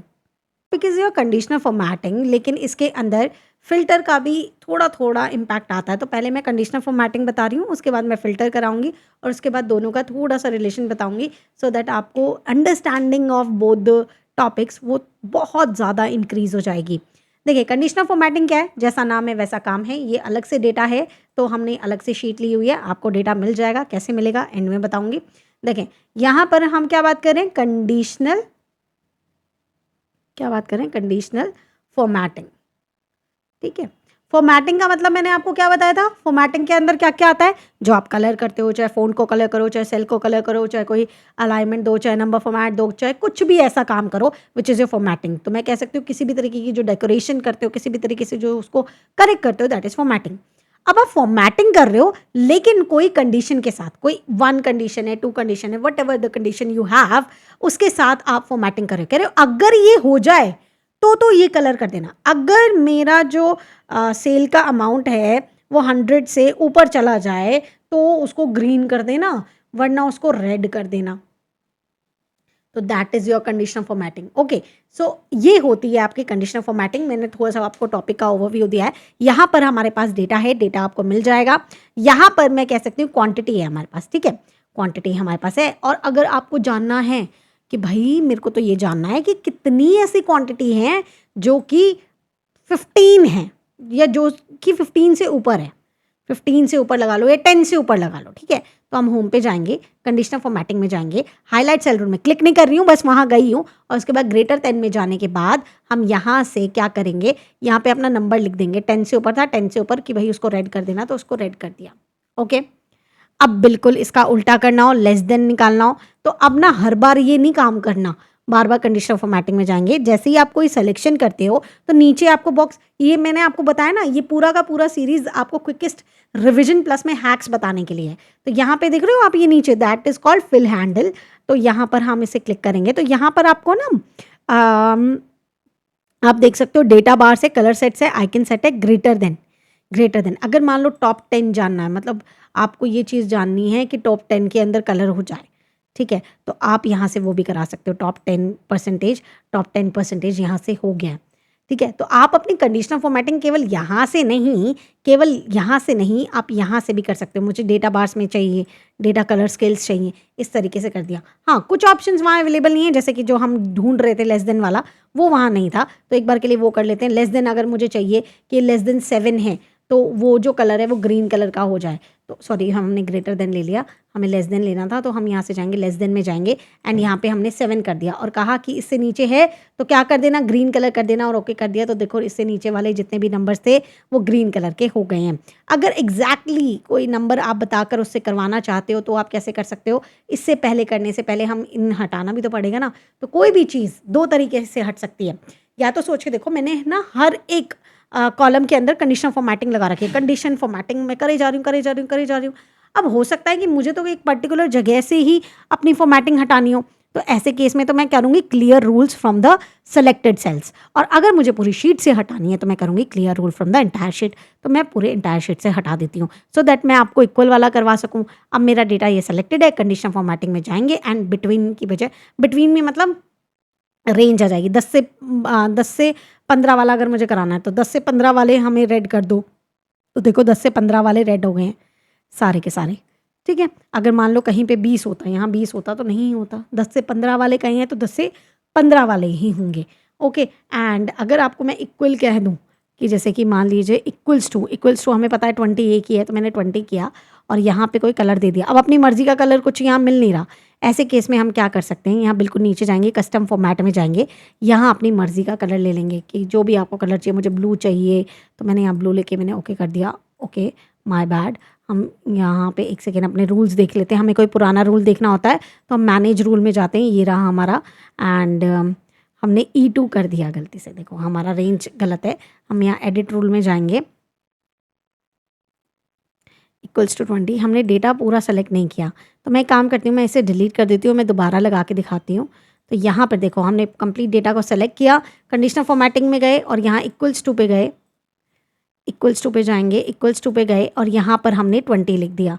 20 लिख दीजिए और उसके बाद यहाँ पे कलर फिल कराइए, कस्टम फॉर्मेट में जाकर ब्लू कलर, यहाँ फॉन्ट में जाके इसको कर दो वाइट, ब्लू के ऊपर वाइट अच्छा लगेगा, बोल्ड कर दो, ओके करो, ये प्रीव्यू आ जाएगा एंड ओके कर दो। तो यहाँ पर ऊपर देख सकते हो ये ब्लू कलर का हो चुका है। कोई भी चीज़ 20 हुई तो वो आ जाएगी, 21 हुआ तो नहीं आएगा, क्यों, क्योंकि इक्वल में लिखा है, 20 हुआ तो आ जाएगा इस तरीके से। तो ये थी आपकी कंडीशनल फॉर्मेटिंग। और क्या ऑप्शंस आते हैं आपके पास, टेक्स्ट दैट कंटेन्स में आप यहाँ पे आ सकते हो कि मान लीजिए यहाँ पर मैं कर देती हूँ इस पूरे को सेलेक्ट करके एंड कर देती हूँ प्रदेश। किसको हाईलाइट कर रहे हो, प्रदेश को। मैं यहाँ पे लेती हूँ प्रदेश। तो प्रदेश में ऐसा नहीं है केवल वो उत्तर प्रदेश लेगा कि भाई उसका प्रदेश है, नहीं, मैंने कहा प्रदेश और टेक्स्ट दैट कंटेन, तो वो मध्य प्रदेश में भी प्रदेश होता है, उत्तर प्रदेश में भी प्रदेश होता है, हिमाचल प्रदेश में भी प्रदेश होता है, तो वो प्रदेश को कंसिडर करेगा और उसको कंप्लीट को हाईलाइट कर देगा। आप जिस भी कलर से उसको कराना चाहते हैं एंड आप ओके कर सकते हो। तो आप देखोगे यहाँ उत्तर प्रदेश भी हाईलाइटेड है और मध्य प्रदेश भी हाईलाइटेड है। अगर आप उसको कंप्लीट देते कि भाई उत्तर प्रदेश को ही करना, तो वो मध्य प्रदेश को नहीं करता, आपने केवल प्रदेश दिया था तो उसने हर एक को हाईलाइट कर दिया। सेम तरीके से आपके पास यहाँ और भी ऑप्शन आते हैं which is a date occurring. तो मान लीजिए यहाँ हमारे पास आज का डेट है और उससे पहले मान लीजिए मैं यहाँ पे कोई डेट लिख लेती हूँ। तो डेट लिखने के लिए मैं यहाँ पे 01/01 हम लोग लिख लेते हैं, 9 से लिख लेते हैं, 9/2025 ऐसे ही लिख लिया और हम इसे ड्रैग कर लेते हैं। ठीक है, इतना ड्रैग कर लिया। अब मैं मान लीजिए इस डेटा के अंदर हाईलाइट कराना चाहती हूँ अ डेट अकरिंग, तो डेट अकरिंग में मैं येस्टरडे को हाईलाइट कराना चाहती हूँ ना। ओके, तो कल हमारे पास कौन सी डेट होनी चाहिए थी? 15th। तो देखो इसने 15th को हाईलाइट कर दिया। अगर आपके डेटा के अंदर भी कोई डेट होती है, अगर पिछला करना है तो येस्टरडे, आगे की डेट चाहिए तो टुमारो, आज का डेट चाहिए तो टुडे। इसके अलावा भी बहुत सारे ऑप्शंस होते हैं, वो आप एक्सप्लोर कर सकते हैं। नेक्स्ट आपके पास आता है डुप्लीकेसी का ऑप्शन। तो मान लीजिए मैंने यहाँ पे वो वैल्यू ले लिया है एंड उसमें मुझे चेक करना है कि कहीं कोई वैल्यू डुप्लीकेट तो नहीं है। तो मैंने डुप्लीकेट वैल्यूज़ किया, मैंने ओके किया, तो इसने मुझे बताया कि यहाँ पे कोई डुप्लीकेट वैल्यू नहीं है, यहाँ डुप्लीकेट 2 वैल्यूज़ डुप्लीकेट हैं। तो इसने मुझे जो सेम वैल्यूज़ थी वो बता दी है हाईलाइट करके। तो इस तरीके से हम कंडीशनल फॉर्मेटिंग करते हैं। बाकी वाली जो नॉर्मल हैं वो आप खुद से कर सकते हैं या मेरे साथ लाइव में कनेक्ट कर सकते हैं, जहाँ पर हम एक ऑप्शन, जितने भी ऑप्शन आपको यहाँ नज़र आ रहे हैं वो एक बार सारे के सारे ऑप्शंस हम करके देखते हैं। तो अगर आप लाइव में कनेक्ट करना चाहते हैं तो सारी की सारी डिटेल्स आपको डिस्क्रिप्शन में मिल जाएगी, या डायरेक्टली हमारी ऐप से इनरोल कर सकते हैं। इसके अलावा हम लोगों ने यहाँ पे कंडीशनल फॉर्मेटिंग कंप्लीट कर दिया है। Now move to the next topic which is हमारा फिल्टर, और उसके बाद इन दोनों का कनेक्शन भी थोड़ा सा समझाऊंगी। पास जो आता है वो आता है फिल्टर का। फिल्टर का मतलब क्या होता है कि जैसे कि मान लीजिए आपको कोई चीज़ देखनी है, आपको देखना है गुजरात में हमने कितना सेल किया है, तो आपको केवल गुजरात का डेटा देखना है और चाहते हो कि पूरे डेटा में से बाकी का डेटा गायब हो जाए। गायब का मतलब ऐसा नहीं है कि डिलीट हो जाएगा, बट वहाँ पे नज़र नहीं आएगा। तो ऐसे सिनेरियो में आप इस्तेमाल कर सकते हैं फ़िल्टर। अब फ़िल्टर का इस्तेमाल कैसे किया जाता है? आप कहीं पे भी हेडर पे क्लिक कर दीजिए, किसी भी हेडर में क्लिक करेंगे और उसके बाद या तो यहाँ से सॉर्ट एंड फ़िल्टर में जाके फ़िल्टर पे क्लिक कर दीजिए, या फिर आप Ctrl+Shift+L प्रेस कर दीजिए, तो अभी आपके सारे फ़िल्टर्स लग जाएंगे। फ़िल्टर्स लगने के बाद आप इस पर क्लिक कीजिए और यहाँ से आप सेलेक्ट कर सकते हैं। आपके पास जितने भी यहाँ पे स्टेट्स हैं वो यहाँ पे नज़र आ रही हैं, यहाँ यूनिक वैल्यूज़ नज़र आती हैं। आपको अगर गुजरात चाहिए तो आपको पहले सेलेक्ट ऑल को हटाना पड़ेगा ताकि सारे के सारे सिलेक्शन हट जाए। अब एक एक करके हटाएंगे तो बहुत टाइम लगेगा। और उसके बाद क्या चाहिए? गुजरात चाहिए, तो गुजरात को करके ओके कर दो, तो आपके पास केवल गुजरात का डेटा यहाँ पर आ जाएगा। कोई भी इशू नहीं है, आराम से सारी चीज़ आ गई। अब मान लीजिए मैम आप कहते हो आप कहते हो कि हमने एक फ़िल्टर लगा के गुजरात का तो निकाल लिया, लेकिन अगर मुझे जानना होगा कि भाई मैंने तो फेस क्रीम कितना सेल किया है, सिर्फ फेस क्रीम जानना है, तो क्या हम एक से ज़्यादा फ़िल्टर लगा सकते हैं? हाँ, बिल्कुल लगा सकते हैं। अब जैसे हमने गुजरात का निकाल लिया है, उसके बाद अगर मुझे फेस क्रीम का चाहिए तो मैंने यहाँ से फेस क्रीम किया एंड ओके किया, तो मुझे पता लग गया फेस क्रीम 2 एंट्रीज़ है हमारी, एक 1 तारीख को है, एक 2 तारीख को है, और इतना इतना हम लोगों ने सेल किया है। तो इस तरीके से हम देख सकते हैं। हमें अगर फ़िल्टर लगाना होता है तो भी हमारी जो शॉर्टकट की होती है वो Ctrl+Shift+L होती है, और अगर हमें हटाना होता है तो भी हमारा Ctrl+Shift+L होता है। लेकिन याद रखें, जैसे ही आप Ctrl+Shift+L प्रेस करेंगे दोबारा से फ़िल्टर को हटाने के लिए, तो उसमें लगे हुए जितने भी हेडर्स के अंदर जितने भी फ़िल्टर लगे होते हैं वो सारे के सारे हट जाते हैं। ऐसा बिल्कुल भी नहीं है कि वो केवल उसी जगह से हटाएगा या उसी लेवल पे हटाएगा, नहीं, वो सभी लेवल पे, सभी जगह पे सारे फ़िल्टर्स को एक बारी में गायब कर देता है। तो इसीलिए हटाने से पहले थोड़ा सा देखिएगा कि मुझे कहाँ से हटाना है। अब जैसे सेम तरीके से ही आप अगर मान लीजिए कोई कैटेगरी का जानना चाहते तो आप Ctrl+Shift+L करते, और जैसे मान लो ब्यूटी के अंदर आपने कितना सेल किया है, आपको ये जानना है, आपने ओके किया तो ब्यूटी का पता लग जाएगा। अब इसके अंदर आपने वेस्ट में कितना किया है, नॉर्थ में कितना किया, मान लीजिए आप नॉर्थ का जानना चाहते हो तो नॉर्थ का पता लग गया। नॉर्थ की केवल 3 एंट्री है और उसमें से भी 2 दिल्ली की हैं और 1 उत्तर प्रदेश का है। ठीक है, तो आप इस तरीके से अपने डेटा को देख सकते हैं।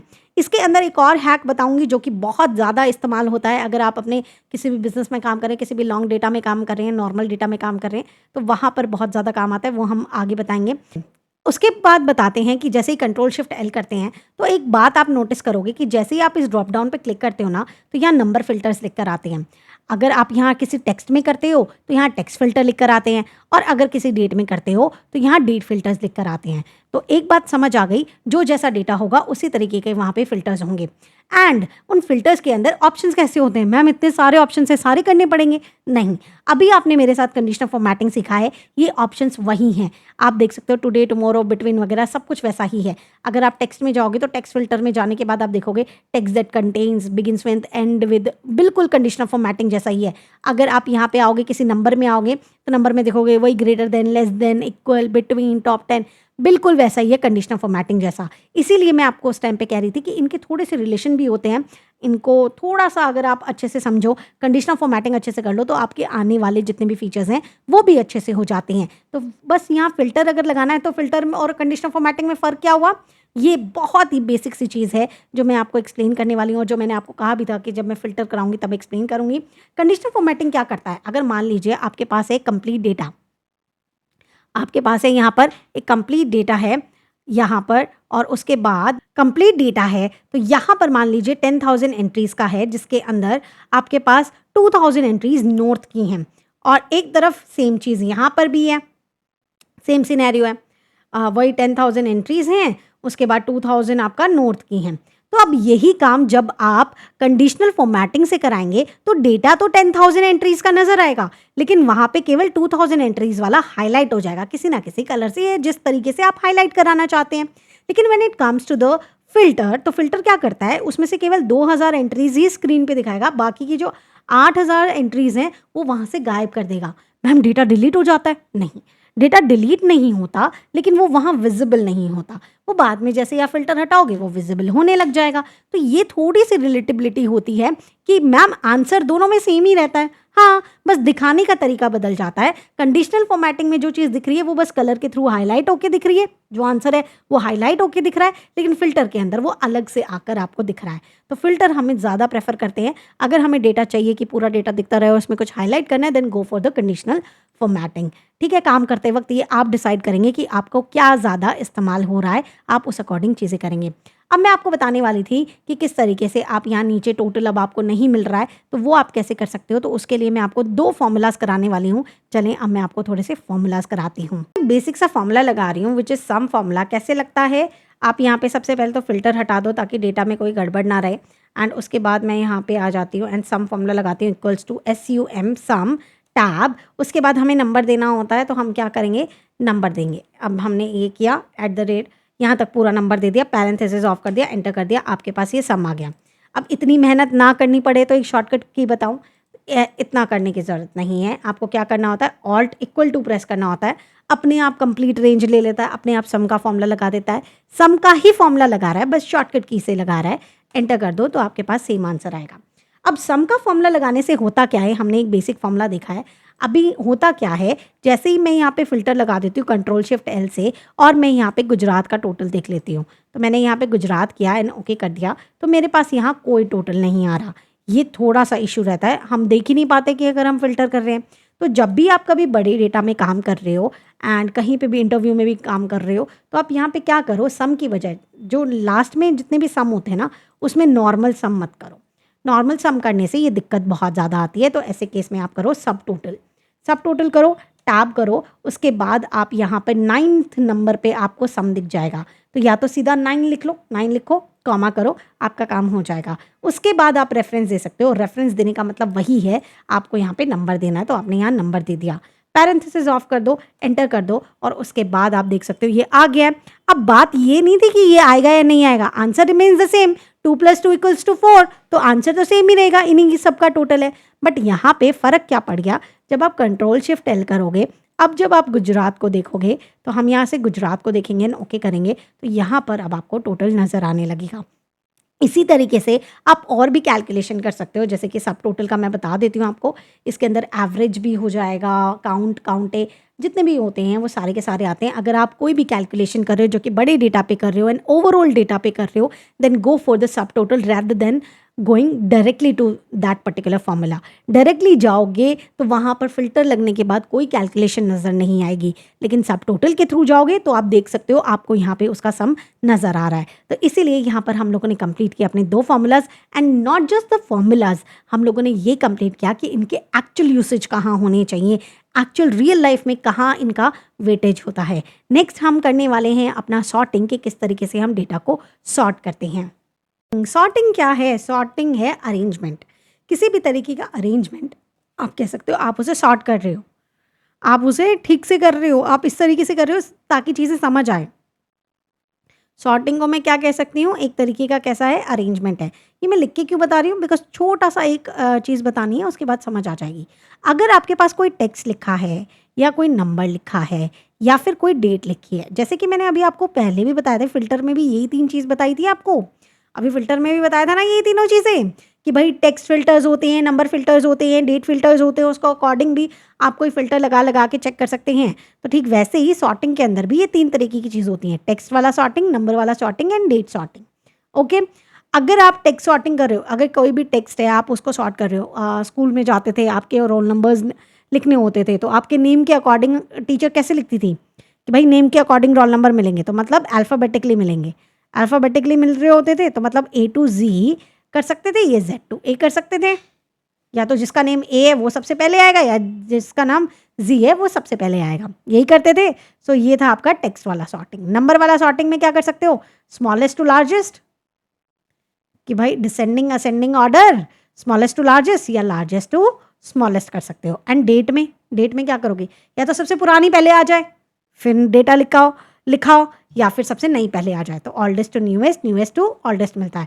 तो बस यही फ़र्क रहता है, बाकी आप सॉर्टिंग कर सकते हो। चले अब हम प्रैक्टिकली करके बताएंगे। देखिए कोई भी चीज़ का अगर हमें टॉपिक समझ नहीं आएगा तो हम काम नहीं कर सकते, और मेरी तो अप्रोच यही रहती है, पहले थ्योरी कराओ। ऑल्दो मैं एक सॉफ्टवेयर पढ़ाती हूँ, सॉफ्टवेयर में इस तरीके से थ्योरी नहीं पढ़ाई जाती, लेकिन थ्योरी पढ़नी ज़रूरी है। चलें, देखिए 2 तरीके हैं आपके पास। अगर आप करना चाहें तो पूरे डेटा को सेलेक्ट करके होम पे जाकर फिर सॉर्ट एंड फिल्टर में जाकर फिर ये काम कर सकते हैं। इतना बड़ा काम नहीं करेंगे, बहुत जल्दी वाले काम कर रहे हैं हम, तो कंट्रोल शिफ्ट एल करेंगे और यहाँ पे देखेंगे। देखो अलग अलग बताने वाली हूँ। जैसे अगर मान लीजिए नंबर वाली बात कर लेते हैं, तो सबसे ऊपर देखो सॉर्ट में स्मॉलेस्ट टू लार्जेस्ट और लार्जेस्ट टू स्मॉलेस्ट, तो आप कुछ भी कर सकते हो। आपने स्मॉलेस्ट टू लार्जेस्ट किया है तो सबसे स्मॉल वाला सबसे ऊपर आ गया, और यहाँ से भी डेटा चेंज हो गया। आप देख सकते हो आपकी डेट 9th of April से शुरू हो गई है, राइट। अगर आप कंट्रोल जेड कर लीजिए, सॉर्टिंग को आप डायरेक्टली क्लियर नहीं कर सकते तो आप कंट्रोल जेड ही कर सकते हो। ओके, तो यहाँ पर हमने दिखा। अगर मैं इसका उल्टा करती तो लार्जेस्ट टू स्मॉलेस्ट करती तो यहाँ 21 आ गया। अब देखो ऊपर 7th of April है, पहले क्या था 9th of April था, तो डेटा कंप्लीटली ही चेंज होता है। ओके नाउ अब मैं कंट्रोल जेड कर लेती हूँ। कंट्रोल जेड से क्या होता है, जो पहले वाला डेटा है हम उस पर आ जाते हैं। Okay, so this is your number sorting. अगर मुझे यही चीज़ टेक्स्ट में करनी होती तो मैं क्या करती, मान लो प्रोडक्ट का ले लेते हैं, प्रोडक्ट में मैं ए टू जी कर देती हूँ। तो देखो एयर कंडीशनर, तो ये साइड वाले भी देखो पूरा डेटा चेंज हो रहा है। अब यहाँ पे क्या है 26th of April से शुरू हो रहा है। ओके, तो इस तरीके से मैं टेक्स्ट का भी कर सकती हूँ। इसका उल्टा करना होता, Z2A करना होता तो Z2A भी कर सकती थी, फिर उल्टा चलता।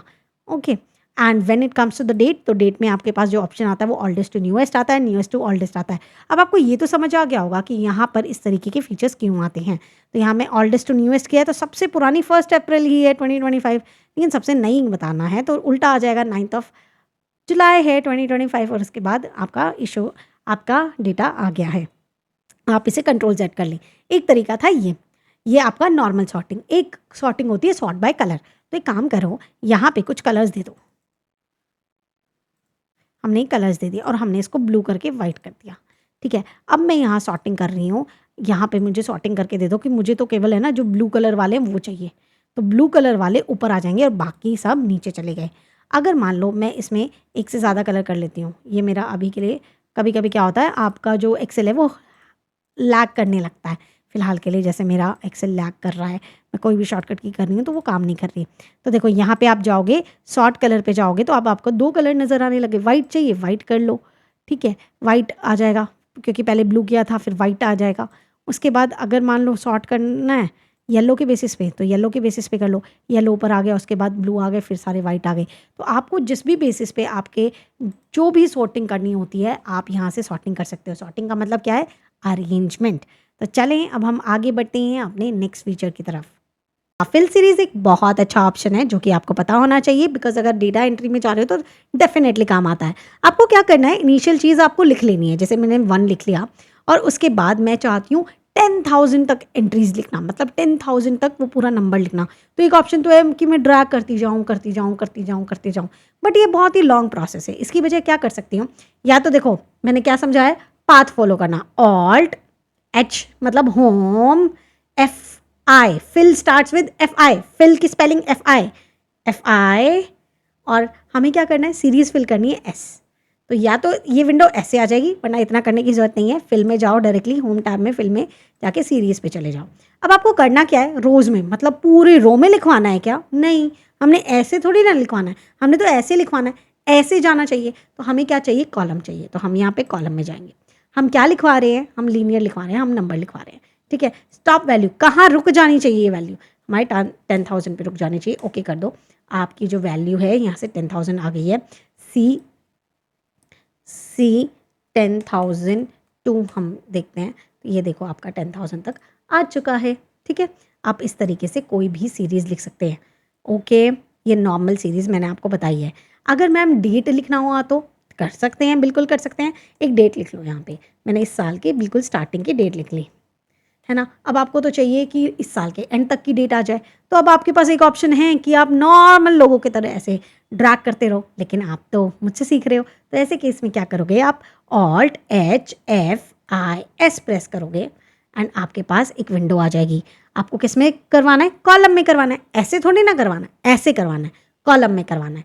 क्या करवानी है, डेट। देखो वो उसने ना अपने आप कंसिडर कर लिया है कि आपको क्या कराना है, डेट कराना है। अगर आपका कुछ और डेटा होता तो वो अपने आप कंसिडर कर लेता है। ओके, तो उसको डेट करवाना था तो डेट आ गया, हमें उसको लास्ट में एक डे देना पड़ेगा। क्या डे देना पड़ेगा मुझे बता दो, 31/3/2025 दे दिया एंड एंटर। अरे यहाँ पे हमें 01/01/2025, ओके माय बैड, ये नहीं कर रहा है। हम इस पे जाएंगे, फिल पे जाएंगे, सीरीज़ पे जाएंगे। कभी कभी एक्सेल चीज़ें कन्वर्ट कर देता है, इसने ऑटोमेटिकली ले लिया ना। 31/3/2025, ओके। तो उसके बाद आप देखोगे यहाँ तक आपकी कंप्लीट डेट उसने ऑटोमेटिकली लिख के दे दिया, मैंने नहीं दिया है। ऑब्वियसली 365 डेज तक है, तो यहाँ पर इसने, यहाँ पे देख सकते हो आप, मैंने यहाँ पे 3/20/25, ओ माय गॉड, मैं भी क्या मिस्टेक करती हूँ ना, हमें 2026 लिखना चाहिए था। तो देखो इसने लिख के दे दिया, ये सही समझता है जितना हम कहते हैं। 31/3/2026 एंटर। तो देखो यहाँ पर आ जाएगा आपका 2026 तक की सारी डेट्स आ चुकी हैं। 365 डेज मिलने चाहिए, तो वहीं हमें मिलेंगे। ओके, 455 तक इसने यहाँ कंप्लीट कर दिया है, ठीक है। यहाँ हमारे पास सभी मंथ्स की डेट्स आ चुकी हैं। ओके, चलिए, क्योंकि हमने यहाँ 465 क्यों मिले, क्योंकि यहाँ पे जो ईयर लिया था वो फर्स्ट से लिया था, ना कि हमारे फाइनेंशियल ईयर से शुरू किया था।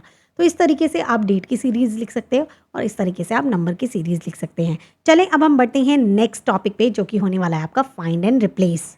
है फाइंड एंड रिप्लेस का, all the find and replace को आप यहाँ से भी कर सकते हो, लेकिन फाइंड स्टार्ट्स विद एफ, तो you can go for control F, ठीक है। तो आप वहाँ से कर सकते हो। तो चलिए, हमें एक डेटा की ज़रूरत है, हमने ये डेटा ले लिया है। एंड अगर मान लीजिए हमें जानना है कि भाई बिहार कहाँ कहाँ लिखा है, तो मैंने कंट्रोल ए किया, कंट्रोल एफ किया, तो मेरे पास यहाँ पे फाइंड में आ गया। अब मैंने लिख दिया बिहार कहाँ कहाँ लिखा है, ये जानना है। अगर आपको पूरी वर्कबुक में जानना है तो ये सभी शीट्स में चेक करेगा, तो मैंने सभी शीट में चेक करा सकती हूँ। या फिर अगर मुझे इसी शीट में चेक कराना है तो मैं इसी शीट में चेक करा सकती हूँ। मैं इसी शीट में चेक करा रही हूँ। मैच केस मतलब अगर आपको चाहिए कि बिहार में बी बड़ा हो तभी ढूंढ के देना, वरना मत देना, तो ही वो ढूंढ के देगा, वरना नहीं देगा। और मैच इंटायर सेल कंटेंट मतलब कोई कलर वलर का रखा है तो ढूंढ के देना। ये सारी चीज़ें अभी हम ऑफ रख रहे हैं, हम नॉर्मल वाला देख रहे हैं कि मुझे बिहार ढूंढना है।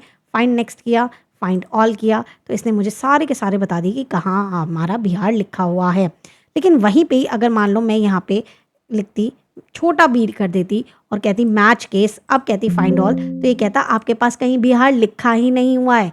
क्यों? क्योंकि यहाँ पर इसको हमने मैच केस कह दिया है, तो अब ये चेक करेगा बी भी बड़ा होना चाहिए, तभी वो आपको बताएगा। अगर मैं मैच केस हटा देती हूँ और ये आर बड़ा कर देती हूँ और उसके बाद फाइंड ऑल करती हूँ, तो भी ये सभी को ढूंढेगा, बिकॉज अब उसको फ़र्क नहीं पड़ता कि आर बड़ा है कि छोटा है, उसको बस ढूंढ कर देना है कि बिहार कहाँ लिखा है।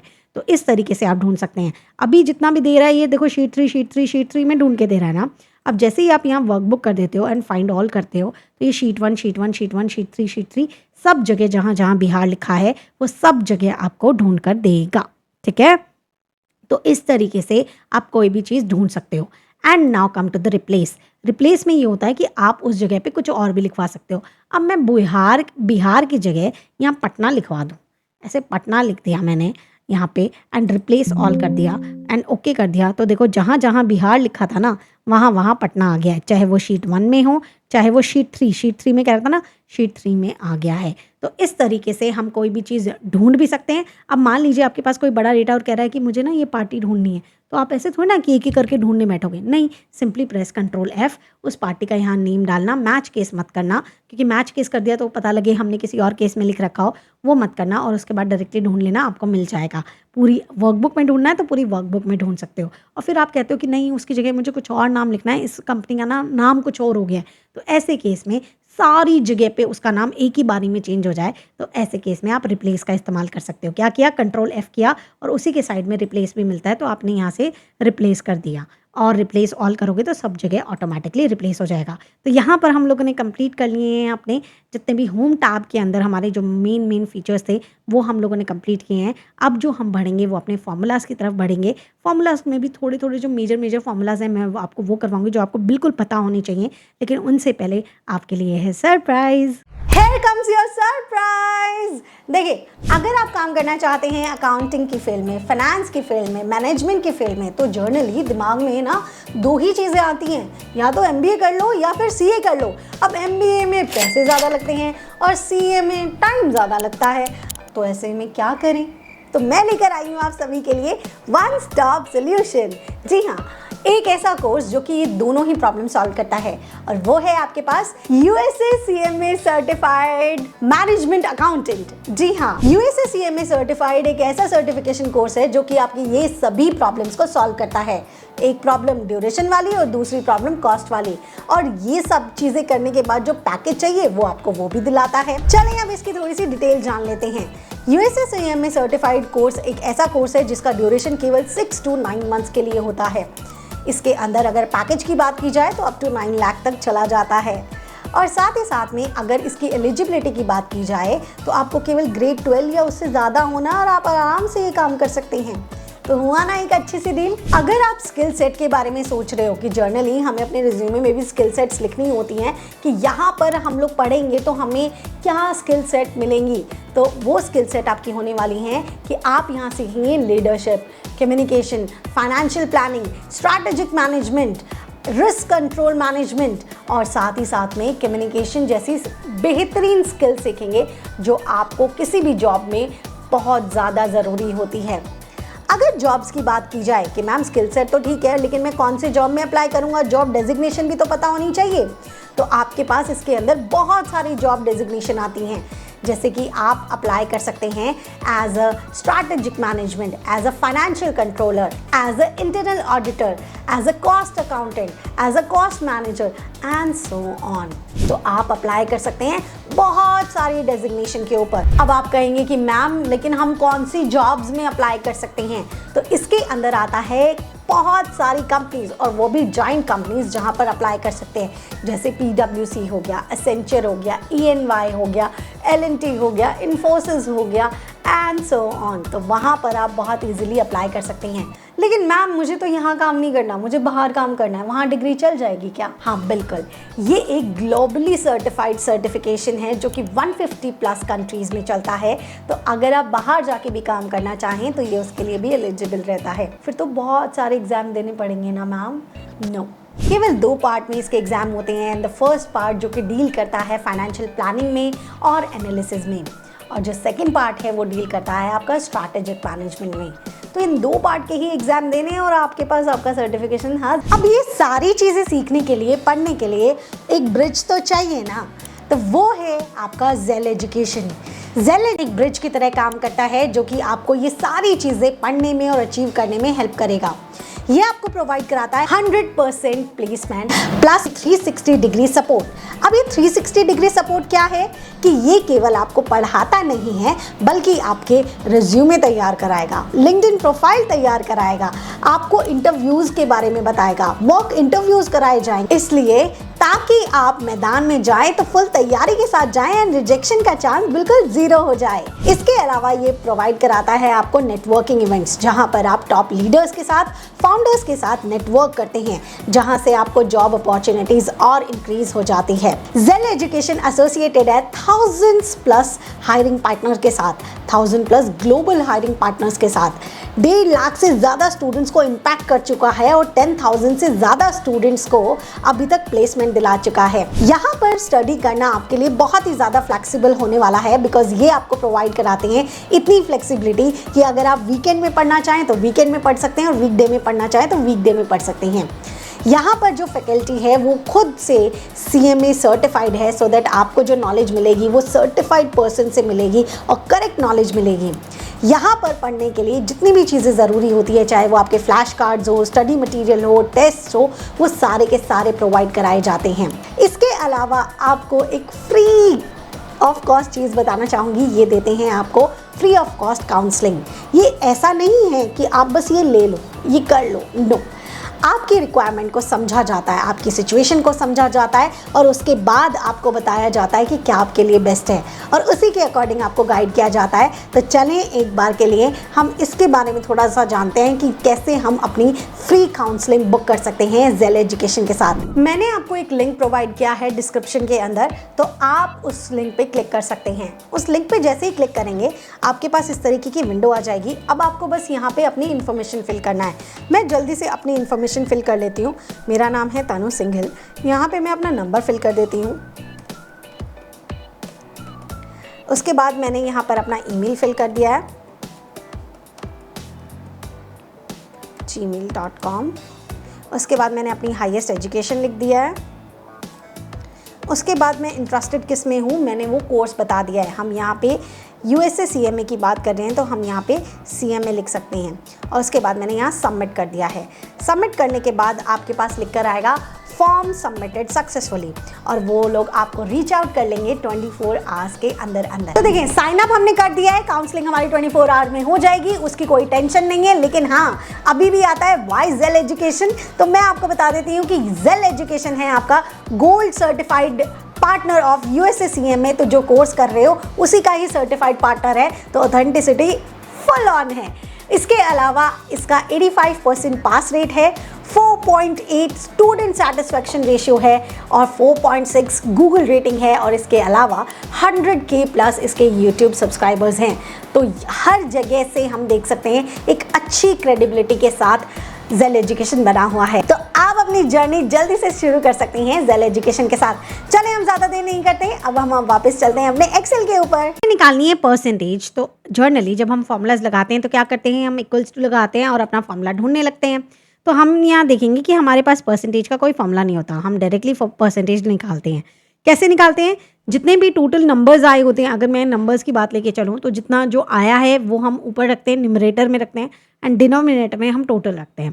तो कैसे करेंगे, इक्वल्स टू टोटल रखा डिवाइडेड बाय टोटल सब्जेक्ट कितने हैं, 4 है। एक सब्जेक्ट कितने मार्क्स का होता है, 100 मार्क्स का होता है। टोटल कितना हो गया, 400 हो गया। तो आपने यहाँ 400 लिख दिया, एंटर कर दिया, तो आपके पास यहाँ पर सभी की परसेंटेज आ जाएगी।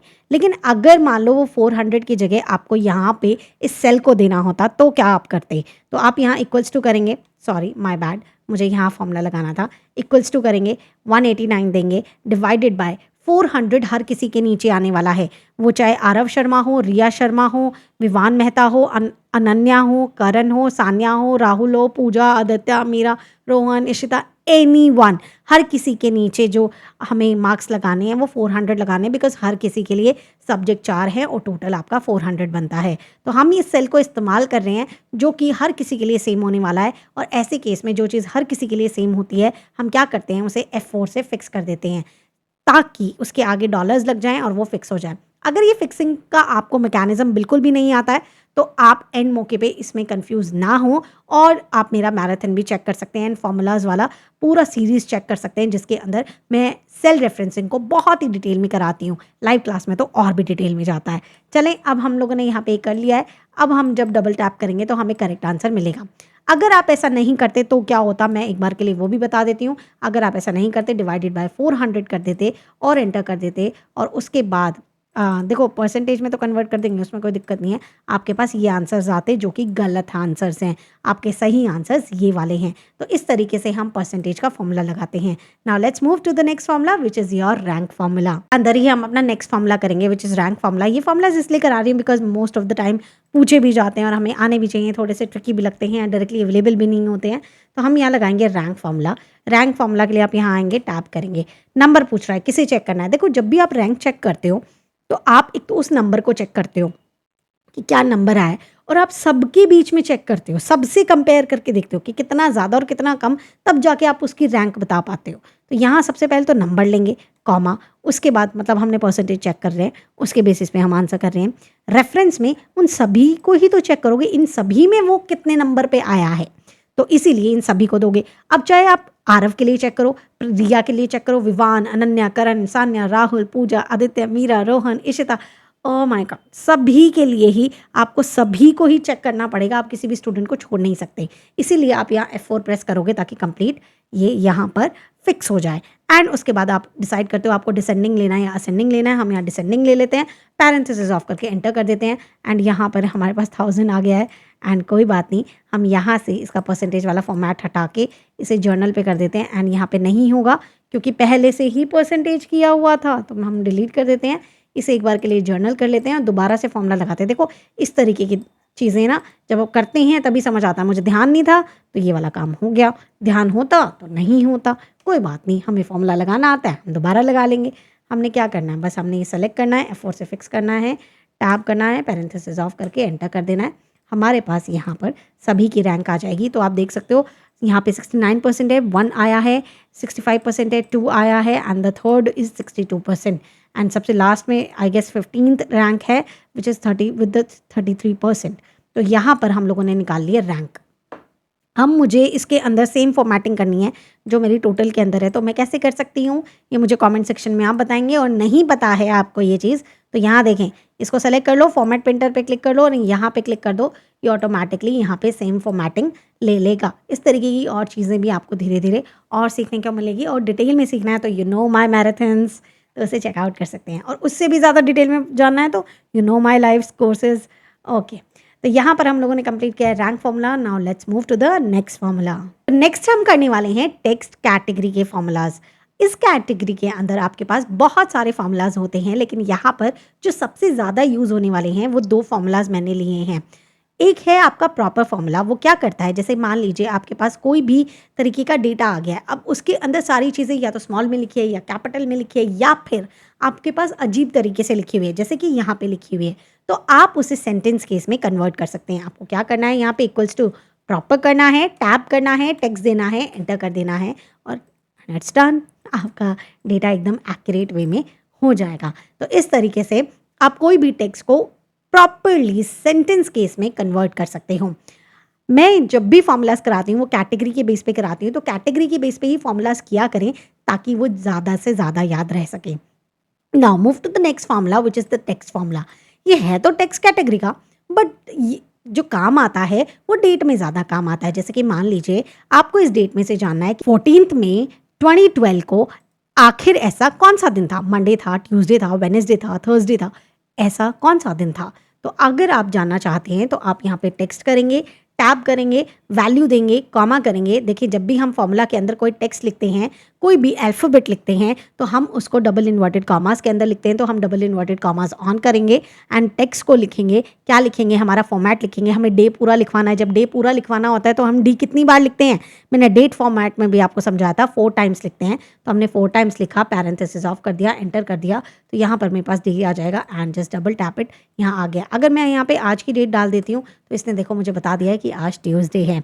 इस तरीके से हम फॉर्मूला निकाल सकते थे। मैम मंथ भी निकाल सकते हैं, हम बिल्कुल निकाल सकते हैं। हम यहाँ पर टेक्स्ट लगाएंगे, टैब करेंगे, अपने वैल्यू देंगे, कॉमा करेंगे। मंथ के लिए आप यहाँ माय बैड बंद कर दिया मैंने गलती से।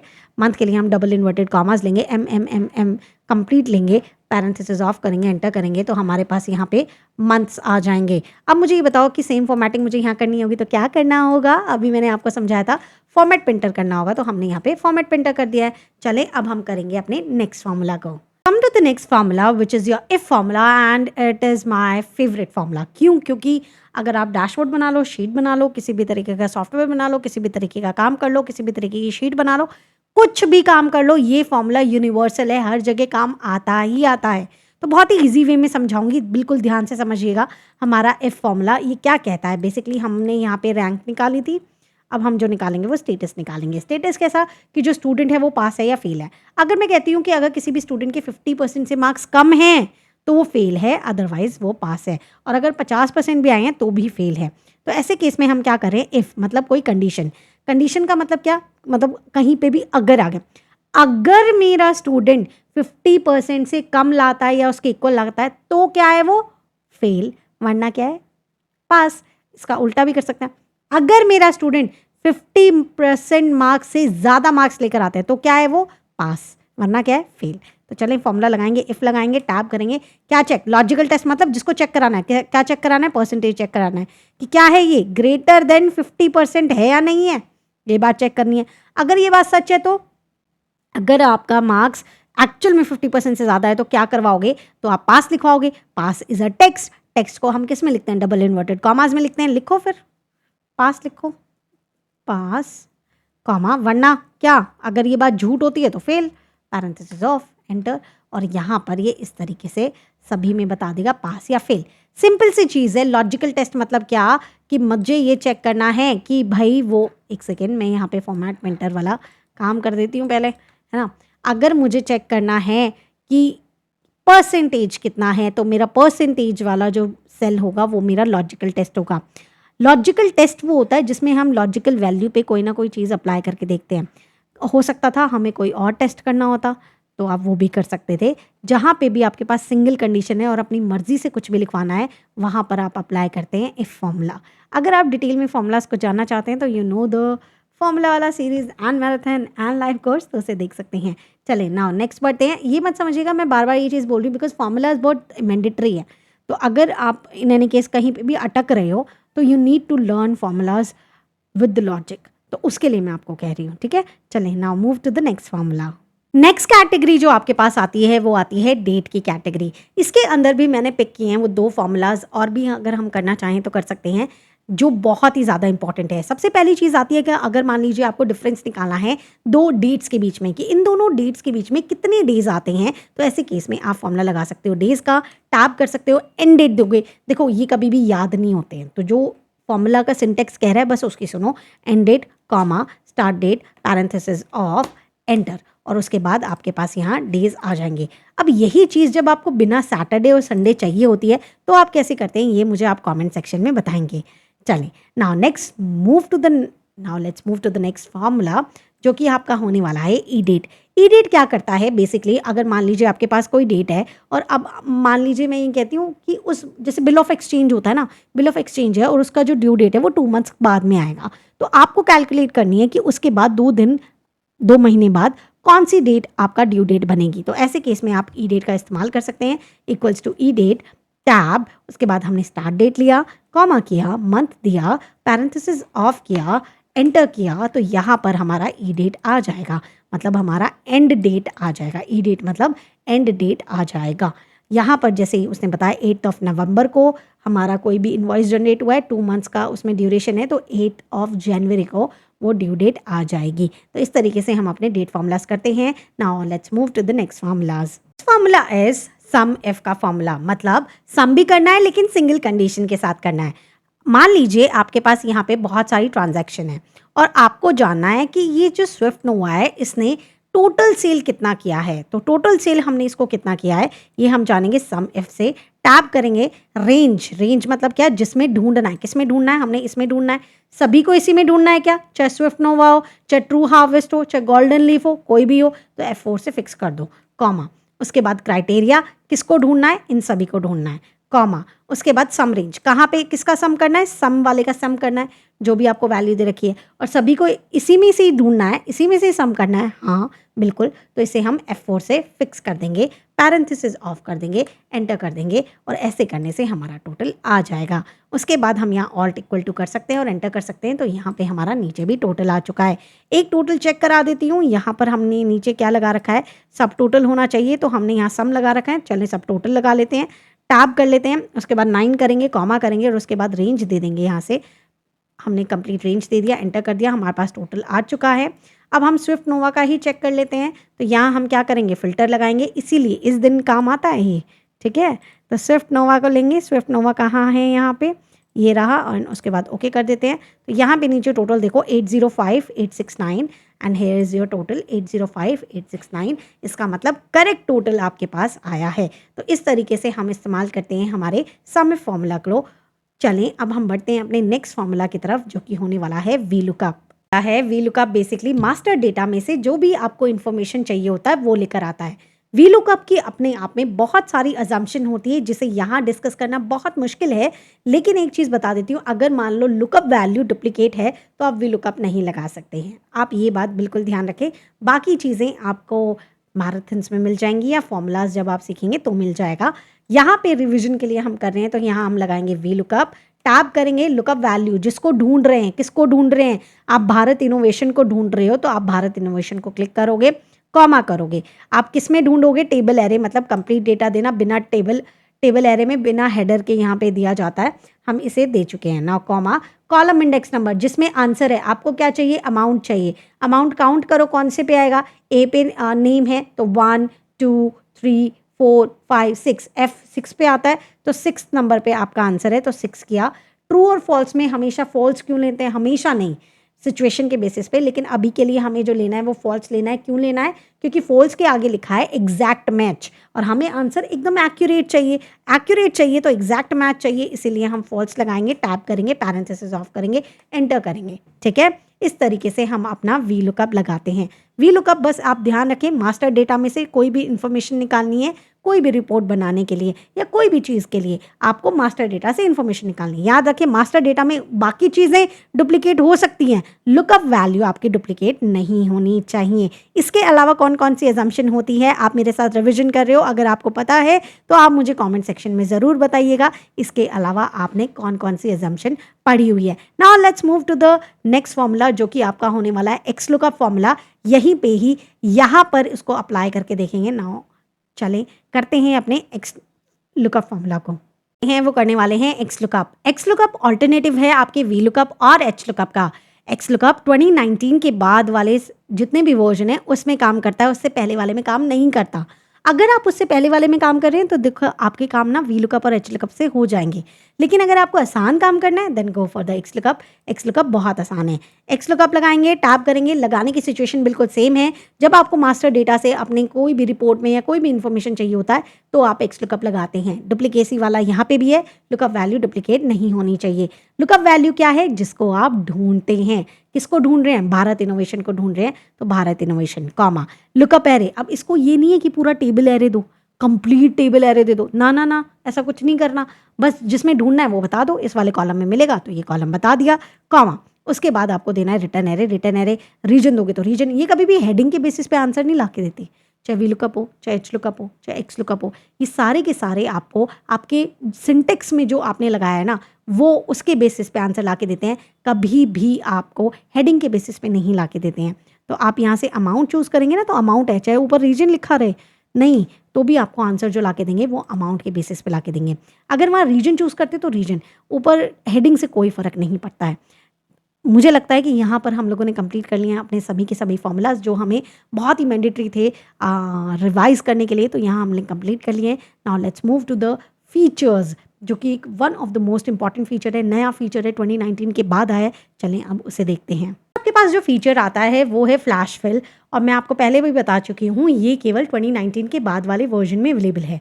ये करता क्या है, ये पैटर्न के ऊपर काम करता है। अगर आपका क्वेश्चन भी एक पैटर्न में और अगर आपका आंसर भी एक पैटर्न में तब ये काम करता है। तो अब हमारे पास यहाँ सिचुएशन क्या है कि यहाँ हमारे पास फर्स्ट नेम है, यहाँ हमारे पास लास्ट नेम है, मतलब क्वेश्चन हमारे पास सिमिलर काइंड ऑफ है और हमें फुल नेम निकालना है, सभी में आंसर भी सेम तरीके का निकालना है। तो ऐसे केस में हमें क्या करना है, एक बार उसको आंसर बताना है। जैसे मैं उसको एक बार बता देती हूँ, आरव शर्मा, मैंने बता दिया। अब मेरे को नीचे आके कुछ नहीं करना, कंट्रोल ई प्रेस करना है, ये ऑटोमेटिकली दे देगा। यस, अगर मान लो मैं यहाँ जाती हूँ, मैं करती हूँ आरव वाह, मैंने बस लास्ट में एक लिख दिया ना, कंट्रोल ई, ये समझ गया मुझे क्या करना है।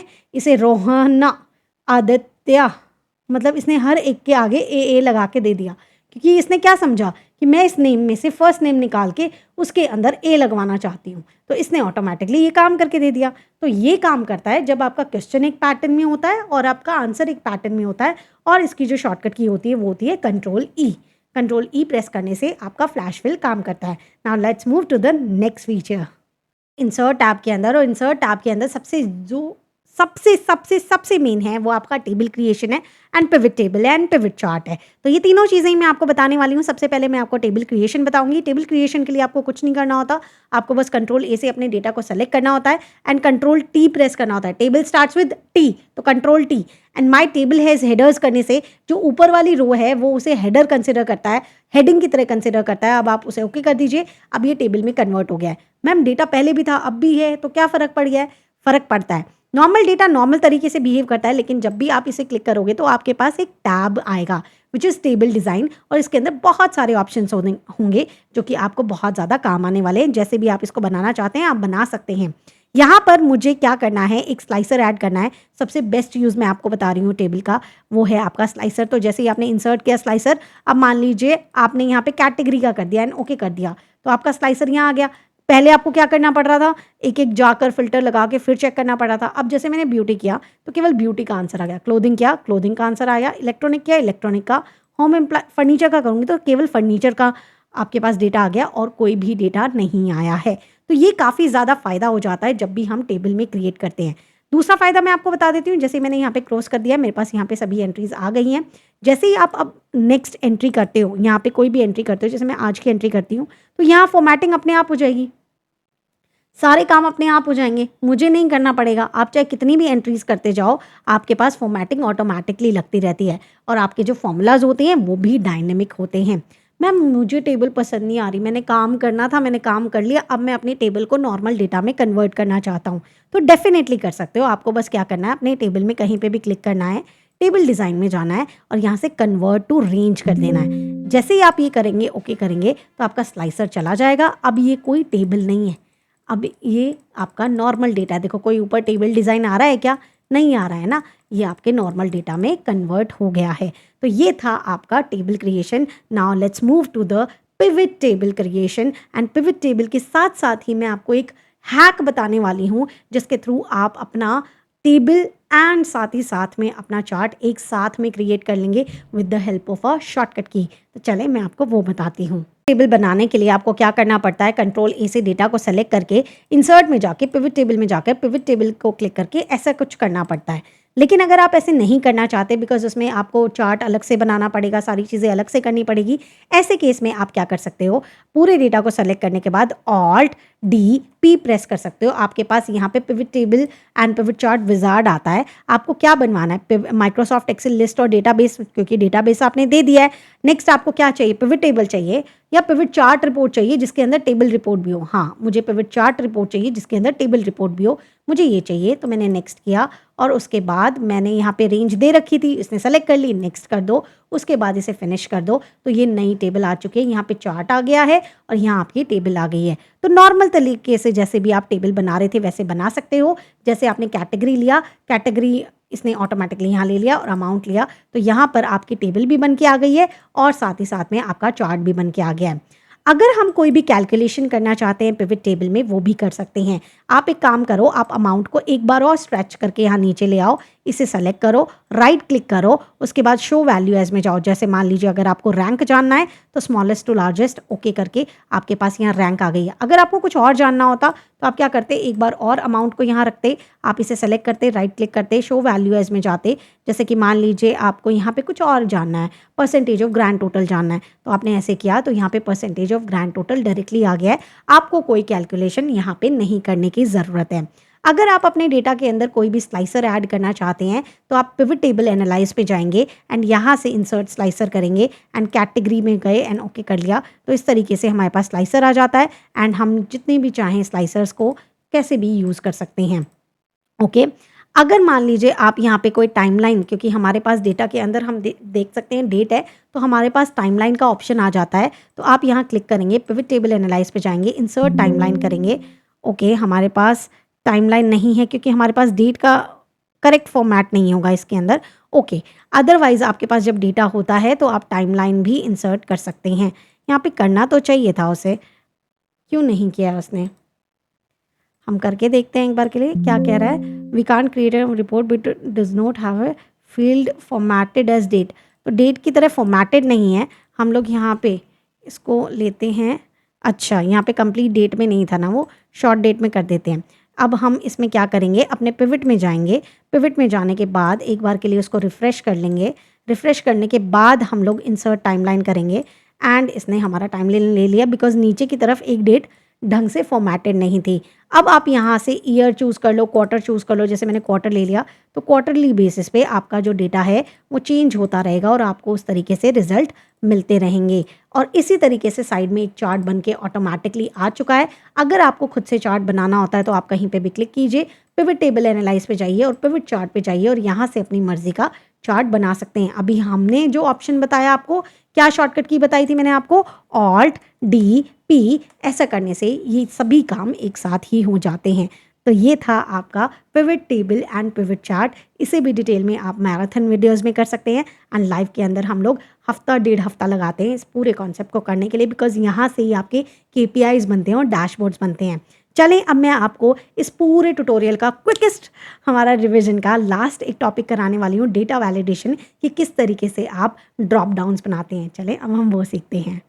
इनका मतलब है आपके लिए ड्रॉप डाउन बनाना। तो ड्रॉप डाउन बनाने के 2 तरीके हो सकते हैं। जैसे कि मान लीजिए एक काम करती हूँ मैं, यहाँ पे हम लोग कहाँ बना रहे थे, हम यहाँ पे थे शीट 13 पे एंड मैं यहाँ पे इक्वल्स टू यूनिक टैब और यहाँ से कोई भी डेटा ले लेती हूँ। जैसे मैंने यहाँ पे कोई भी डेटा है हमने यहाँ से ले लिया, ठीक है, और एंटर कर दिया तो मेरे पास यहाँ पे कुछ वैल्यूज़ आ गई हैं। अगर मेरे पास कोई लिस्ट बनी हुई है फिर मुझे कोई ड्रॉप डाउन बनाना है तो मैं वैसे लिस्ट का ले सकती हूँ। जैसे मैंने यहाँ पे गए, डेटा में गए, डेटा वैलिडेशन में गए, डेटा वैलिडेशन में जाने के बाद हमने यहाँ से लिस्ट लिया, लिस्ट के अंदर ये सोर्स दे दो आप और उसके बाद एंटर कर दो तो आप उसको ड्रैग भी कर सकते हो। आपके पास यहाँ पे सभी तरीके के इस तरीके से आपके पास बन के आ जाएगा जितना भी आपको बनाना है, ठीक है। आप यहाँ पे कुछ और भी कर सकते हो, कुछ और भी सेलेक्ट कर सकते हो। एक तरीका था ये। जब आपको लिस्ट लिखनी ना हो तो आप कैसे करेंगे, तो भी बहुत सिंपल है। आप उस सेल में चले जाइए, डेटा वैलिडेशन में जाइए, जैसे लिस्ट में सेलेक्ट आपको लिस्ट करना है लेकिन अब लिखना है तो जो भी आप लिखोगे ना उसके बीच में बस कॉमा लगा देना। फॉर एग्जाम्पल आपको येस कॉमा नो का बनाना है एंड आई डोंट नो का बनाना है, ठीक है। ओके कर दिया एंड जस्ट ड्रैग इट, जहाँ जहाँ ड्रैग करोगे वहाँ लग जाएगा नो। आप देख सकते हो यहाँ पे आ गया यस, यहाँ पे आ गया आई डोंट नो। इस तरीके से आप डेटा वैलिडेशन बना सकते हैं। डेटा वैलिडेशन के अंदर और भी बहुत सारे ऑप्शंस आते हैं, जैसे आप देख सकते हो होल नंबर, डेसिमल, ये सारे के सारे वैसे ही हैं जैसे कि आप कंडीशनल फॉर्मेटिंग कर रहे थे, लगभग वही वाले सारे ऑप्शंस आते हैं। तो आप डेटा वैलिडेशन का इस तरीके से इस्तेमाल कर सकते हैं। बाकी डेटा वैलिडेशन रिस्ट्रिक्शन के भी काम आता है, वो चीज़ें हम डिटेल में अपने मैराथन्स में कवर कर चुके हैं, तो आप उसे देख सकते हो। सभी लिंक्स आपको डिस्क्रिप्शन में मिल जाएंगे। तो यहाँ पर हम लोगों ने कवर किया एक्सेल के मैक्सिमम चीज़ों को और ये पूरी शीट आपको मिल जाएगी जिसके अंदर ये कंप्लीट डेटा है। तो आप इसे देख सकते हो, प्रैक्टिस कर सकते हो एंड बाकी चीज़ें अगर आपको कैसा भी लगा हो, यहाँ ट्यूटोरियल में कुछ भी चीज़ें आपको लगी हो, कुछ समझ ना आया हो, वो सारा का सारा आप मुझे कमेंट सेक्शन में बता सकते हैं। साथ ही साथ में देखो, आप जो कमेंट करते हो वो है हमारे लिए feedback and feedback is very important. बी दूसरा, आप मुझे टॉपिक बता सकते हो कि नेक्स्ट इस टॉपिक पे चाहिए, तो जो मेजरली सब लोग बोलेंगे ना तो उस पर मैं नेक्स्ट वीडियो बना पाऊँगी। तो आप लोग कमेंट में ज़रूर बताएं जिससे हमें पता लगे कि हमारा काम कैसा चल रहा है एंड हमें कैसे और बेहतर करना है, आपके लिए और क्या बेहतर चीज़ें लेकर आनी है, ताकि वो भी हमें पता लगती रहे। Till then good bye, bye bye and अब हम मिलेंगे अपने नेक्स्ट किसी और अच्छे से वीडियो में।